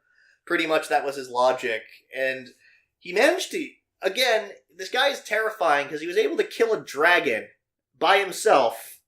I think he used a little bit of the sword's power. Yeah, but yeah, for the most part, it was just him. something that even the 7 blasphemous deaths was shocked by, because it's you're just one person. It'd be suicide to go for one human to go up against a dragon by themselves. Just nope. Fuck you, I've got a really powerful sword, and I'm also just ridiculously strong. Which at some point, I feel like I kind of start feeling bad for the dragon. Yeah. Because, he's just, I don't know, he's not necessarily an animal, he has intelligence, but he's also just living in the place where he lives. Yeah, he's just there. And Shang just chopped off one of his horns in self-defense. Mm-hmm. This guy just stabbed him in the brain. So, I guess he's dead now, so there's no point in feeling bad for him. Yeah. He's dead. He doesn't have to suffer anymore. But the other half of this episode, Well, first, after killing the dragon, he resolves, like, I'm gonna throw myself to the bottom of this pit, ravine, whatever it is, like, and we can be together forever, because nobody else is worthy of wielding you. And then she's like, but wait! There's somebody else out there. Somebody who's stronger, I think. He's grasping for straws. Yeah. It's Shangbu Huan. And then he's like, really? Yeah, that was actually an interesting scene because you get to see him actually get angry. Mm-hmm. Where, I mean, for most of these scenes, he's just very calm. But hearing his beloved say someone is stronger than him, he just gets like, argh! Yeah. And then he's just like saying, okay, I'll go and find him and kill him. And if I do, then we'll die together. I'll basically have proved my point that nobody can surpass me and nobody else is worthy to wield you. Which is pretty much what he did with the magic swords. Yeah, exactly. The other big half of this episode was a fight. The hunting fox growing incredibly desperate and incredibly devious. Yeah, we get to see that Lang, he really isn't super heartless when it comes to people that he doesn't think are dangerous. Yeah. Because all these innocent civilians, Zhao threw him whatever sword. Yeah, the morning. The Night of Mourning. Night of Mourning. Yeah, he threw him that sword, and then Lang was ending up having to spend all of his time trying to make it so the people didn't get killed. Yeah, exactly. Because what we've seen of Lang before, it's mostly just been, I don't like that guy, kill him. Yeah. Which, with Lang, I think, again, it's sort of like he's the epitome of a lawful good type. He doesn't want innocent people to die, but people who he thinks are evil should probably not be allowed to exist. Yeah. Like, and more often than not, his intuition has been right. Yeah, annoyingly. Yeah. So I'm like, no, you shouldn't do that, and then he ends up right. He's definitely my least favorite way people play lawful good, the sort of absolutist, I must punish evildoers. Well, he's not right about Lin. Yeah. I guess. So Lin hasn't really done evil things. He's done sort of very tricky and devious things, usually in the service of good, but which is again why I say that Lin is more of a chaotic good type. Not in the service of good. The good is more of a byproduct. Yeah. Yeah, he does it mainly for his own amusement. That is true. My favorite part about this episode, though, was when Shang showed up and he took control of all the puppets. Yeah. Shang showing that he is the true puppet master. Yeah, exactly. Showing once again that Shang Buhuan is a man of many talents, because this was the moment, like, last season, where Shang just, like, picks up a stick off the ground and then is able to fight toe-to-toe with a bunch of people with swords. This was that moment. Yeah, except for, like, I love the way the puppets, like, it was kind of goofy. Yeah. How they just, like lean back to dodge it. And then they just, like slap the shit out of him. They didn't even punch him. They was just, like... Yeah, they're breaking his glasses and shit. Yeah. Lin probably enjoyed that, because Lin was disguised as, like, one of his soldiers there, watching the whole thing. Mm-hmm. He probably fucking loved that, because... What's his face? Zhao started pretty much throwing a fit, like, how can you control this sword? Like, you're supposed to be a good guy. Like, how are you so strong? And he's essentially breaking down and throwing a fit. Yeah, the exact same thing that Lin wanted to see. Yeah. Because the thing about him is, like, he wasn't expecting Shang to actually have, like, any, like, power and stuff like that when it came to that. Because Shang does not like power just for power's sake. He likes power to have so he can use it to protect other people. He'd prefer not to have to lead people, but that doesn't mean he's incapable of doing it. Yeah, and that is completely, like, the flip side of what he expects. Like, he wants to be able to command people just for the sake of power itself. He doesn't like it, and this just drove him completely insane. It's like, how can someone like you be like this? It's like, you actually have talent. You have talent. You have leadership skills. Why are you like this? Yeah, I think Shang said something along the lines of the ability to do something and the want to do something are two different things. Yeah, exactly. Shang is like one of my favorite protagonists in a series because, yeah, he is just a good person. Like, and his philosophy is usually pretty interesting. Sort of like the whole reason why he doesn't fight with a real sword. Like, he thinks that taking a life should be exhausting. Like, it should take a lot out of you no matter how many times you do it. Yeah, I remember you saying that before. Yeah, but... And then going back to the episode, just Lin showing up and just saying, yeah, I was watching the whole time. I thought that you did a great job. Yeah, and now we got all the boys together. Yeah, so Zhao got away. Mm-hmm. And I think they're going to chase after him. Yeah, I think so. To get the sword I imagine that he's going to probably run into Lo and probably get his ass kicked. Yeah, that's probably going to be the last episode. Is probably going to be the fight between those three and Lo. Yeah, the three of them are going to need to team up to fight this ridiculously powerful man. Which someone might die. I don't know. It's if anybody was going to die, I think it'd be Lang. Like, if I had to take a guess, because he's already wounded. You know, based off of the previous works of Genarabuchi, yeah. Someone will die, as he's often lovingly called by his fans, the Aura Butcher. Enough of Thunderbolt fantasy. We'll see the epic conclusion of that next week. Now, on to something that did end this week. Zombieland Saga. Okay. We forgot to mention that, so they didn't have an opening this week, but last week they did the opening, so the opening already had sound effects in it. Yeah. They were like, fuck it, just add more sound effects. Yeah, let's go, like, we thought we were JoJoing it before. Here they just decided to go, like, full JoJo, and just, like, let's even, like, include, like, sound effects for, like, their steps going onto the stage and stuff. Just, like, okay. I loved it. This was awesome. And this episode, actually, so every episode up till now has begun with Sakura going like, last time on Zombieland Saga. Yeah, pretty much. She didn't do that this episode. Yeah, it was basically just like a recap of some of the important lines from last episode, like Lily basically saying, you don't remember me? Things like that. It was a recap, but in a lot different tone than the other recaps.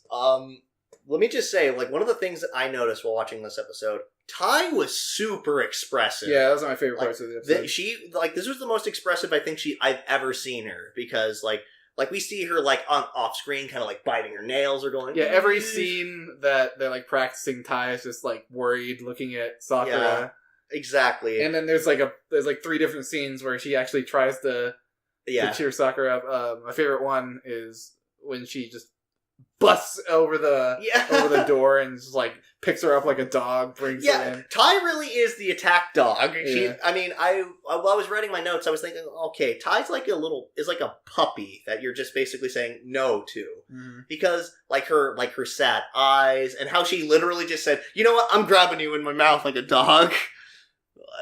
And then she makes her look at her, and then she's doing the thing that Sakura originally did to her to help her actually learn how to not be a zombie. Yeah, exactly. Something I also didn't notice, like anytime the girls are practicing, I didn't notice it until now, but at least I and Junko have had, like, water bottles in their hands while they do the dance moves, probably to simulate what it's like to hold a microphone in your hand while you're performing. I never noticed that before, and I thought... Does no one else do that? I'm pretty sure they might, but this is the first time I ever noticed it. Oh, okay. Like, I just thought that was a cool little detail, because that makes sense. Like, if you're going to be holding something in your hand while you're doing the dances, you might as well try to keep as true to form as possible. Yep. I also like how the days until Arpino Live, every time the day got closer and closer, like, it just got more staticky and glitchy every day. Like, as it got closer, it just got even more insane and glitchy. I'm like, oh, that's cool. I just thought that was a cool little detail. So Yugiri, she has... I love how she has one plan every time, and it's to slap the shit out of somebody. Yeah, it's the bitch slap method. She doesn't have very many things, but she sticks to her guns. Exactly.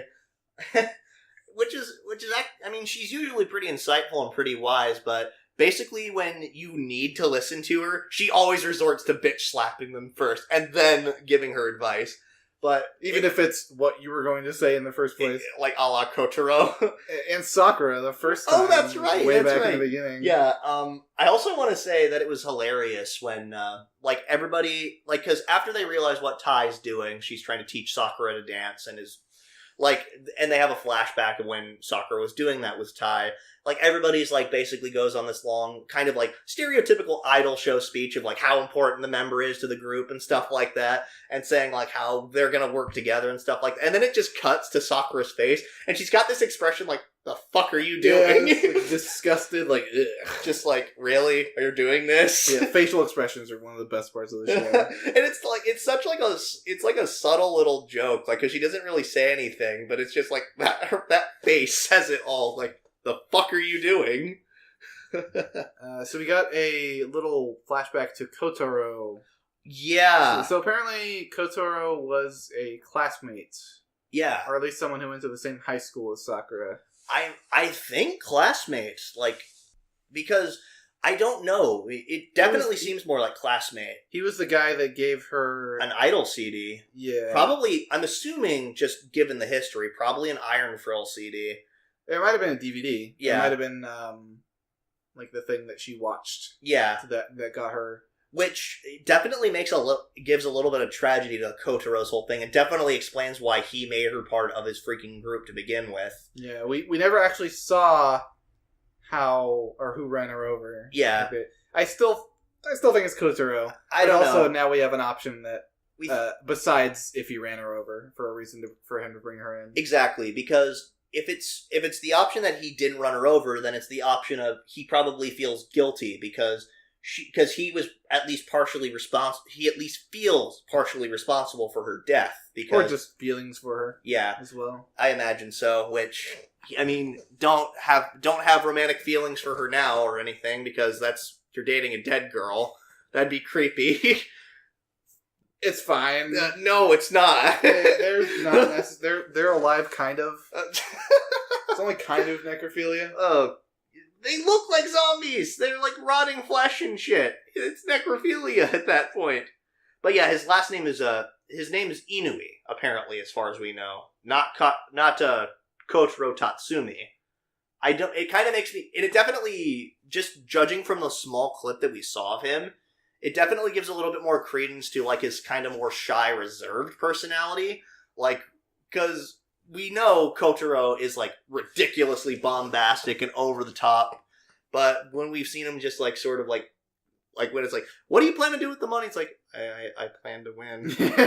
Like, he's definitely still probably got, like... Whenever he's interacting with someone else besides the girls, he's very, like, quiet and calm. Yeah, and he's probably, or even just unsure of himself, because... Exactly. like when he gets slapped in the restaurant. It's just like it's like you guys saw that, right? Yeah, I was going to say that. That's what I was going to say, right? You saw that, guys, right? But also, we never learn about. We never learned about. I expected to learn about how they were brought back to life in this episode. No, that wasn't a thing. No, it wasn't. But then we finally get to the show, which they basically point out, like, so let's see what happens when all these people with horrendous luck get together, because, like, Sakura's big thing is, oh, she was so unlucky, but then everybody died horrible deaths, like, and were unlucky. Like, I died from a lightning bolt. We never learned how Yugiri died, right? She died during the revolution, probably, okay. as far as we know, but we still don't know how Tai died either. She just is kind of there. But the show, it's, for one thing, like, kind of panning through the audience and seeing, like, all the different fans from, like, past episodes. Like, we got to see Lily's dad, and we got to see all the people that they've inspired, and even their metal fans from their first show. Yeah, they're there for everything. Yeah, exactly, and it's the cop. Yeah, the cop. The one cop in Saga Prefecture. Yeah, or at least the one who's, like, always working. He probably gets, like, the really shitty jobs, like he's the stooge. I think he's just the only cop. No, it can't be. He can't be the only cop in the Saga Prefecture. But there's a huge snowstorm. Like, well, it seemed like that was pretty dangerous for the audience. Yeah, like the building collapsing, but they're like, "Oh no, we don't need to run away. It's only going to affect those guys." Yeah, but that scene was, I think, like the perfect punctuation to, like, Sakura's bad luck. Yeah, because I mean, she's like, "All right, you guys know I might ruin your performance," and they eventually ended up actually convincing her And then when she does go for it, the fucking stage breaks. Yeah. But it's also so good for... They do a really good job of showing how the other girls are supporting her. Yeah. Because they start singing again. And and really like cool. first you hear like Kotaro just clapping. To keep rhythm. And then one by one the girls start getting up and singing. And before the show continues, they're just standing there, just kind of waiting in silence. Eventually Sakura gets up and starts singing too. Yeah, they're supporting her because they all say the line and then they just... Like, I'm sure the song is probably supposed to go on faster than that, but they're all just waiting, and you see, like, the smiles on their faces of, like... Come on. They know she's gonna do it. Just like, they believe in her. Like, we believe in you. It's like, believe in us because we believe in you. Yeah, and then the performance kicks back in, which I want to say it was kind of not great CG, but I didn't really care because there was a lot of emotions behind it. Yeah, I thought the CG was at least passable. Yeah. Like, especially it wasn't as bad as like the first time, third episode. The first time they did that, like, it seems like they've gotten a little bit of a 3D artist, or maybe that was maybe the whole like fact that it was supposed to look bad. The first time was I think that was part of the joke. Yeah, exactly. But yeah, here it wasn't amazing. Like that first time, it's like, oh, that's totally CG, and it was a little bit jarring going back from like the 2D to the 3D on occasion. It was just weird. And I don't remember all the lyrics of the song, but I think it was along the lines of like, if life beats you down, you got to get back up and fight again, something like that. Yeah, pretty much. Which is pretty cool. I had a blast with the first song, and then they go into the second song, and the credits start playing. And the second song was good too. Mm-hmm. The music in the show is not bad. Like I mean, usually for an idol show, it's supposed to be good and catchy and stuff, but I liked it. Like this overall, this is good. However, I have to say, I'm almost certain they're sequel baiting here. Like, they have to be. Like, I mean, this is a anime original thing by Mappa, so I honestly hope that they get a second season. Yeah. Because they revisit a plot point that we thought, like, that had been kind of in the back of my head for a while.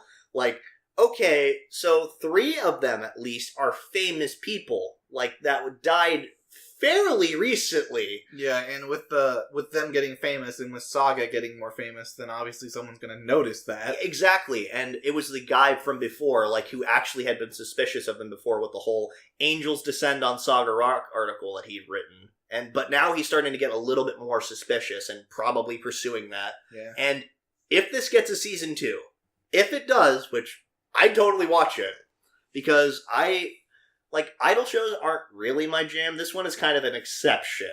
It's idol adjacent. Yeah. Like it is an idol show, but it's mostly just a comedy show. Yeah. With also lots of, like, surprising feel moments. Yeah. Like, some of the idol... It plays around with, like, the idol show tropes in a really fun way. Mm-hmm. I would totally love to see a second season of this. Absolutely agree. Yeah. Because this finale was just a lot of fun. It was the first, it was like the first thing we watched this week, actually, I think. I think so, yeah. Yeah, and it was just like, well, that's a way to kick off the ending of this week, so, and just this series, so. So that's actually it for week 12 of fall 2018. One more week. Yeah, one more week.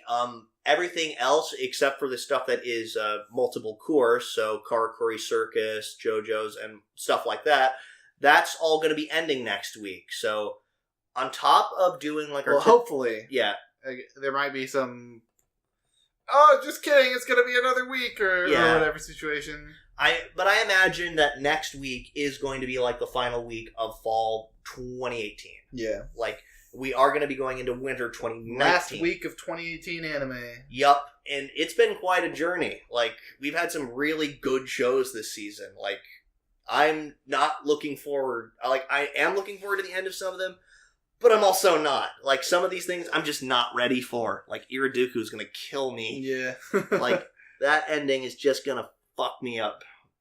Thunderbolt Fantasy is probably going to be a pretty cool fight. Yeah. Golden Kamuy. Well, I guess it's going to be out today. Yeah. When this episode of our podcast comes out. Goblin Slayer is going to be a really good ending. Yeah, there's There's so many shows that are coming to a close this season, and it's going to be a shame to see them actually go. That's fine. There's a lot of really good-looking stuff next season. Yeah, there is, which, if you want to see what... And on top of our typical, like, discussion of episodes, we're going to be doing, like, our, like, final, like, season reviews, assuming everything is actually out by that point. All the series that we watched have concluded. Which, basically, we're going to be talking about some of our favorite things this season, and, like, favorite intros, stuff like that. So, look forward to that next week, everybody. See you guys next week. Until then, take care of yourselves.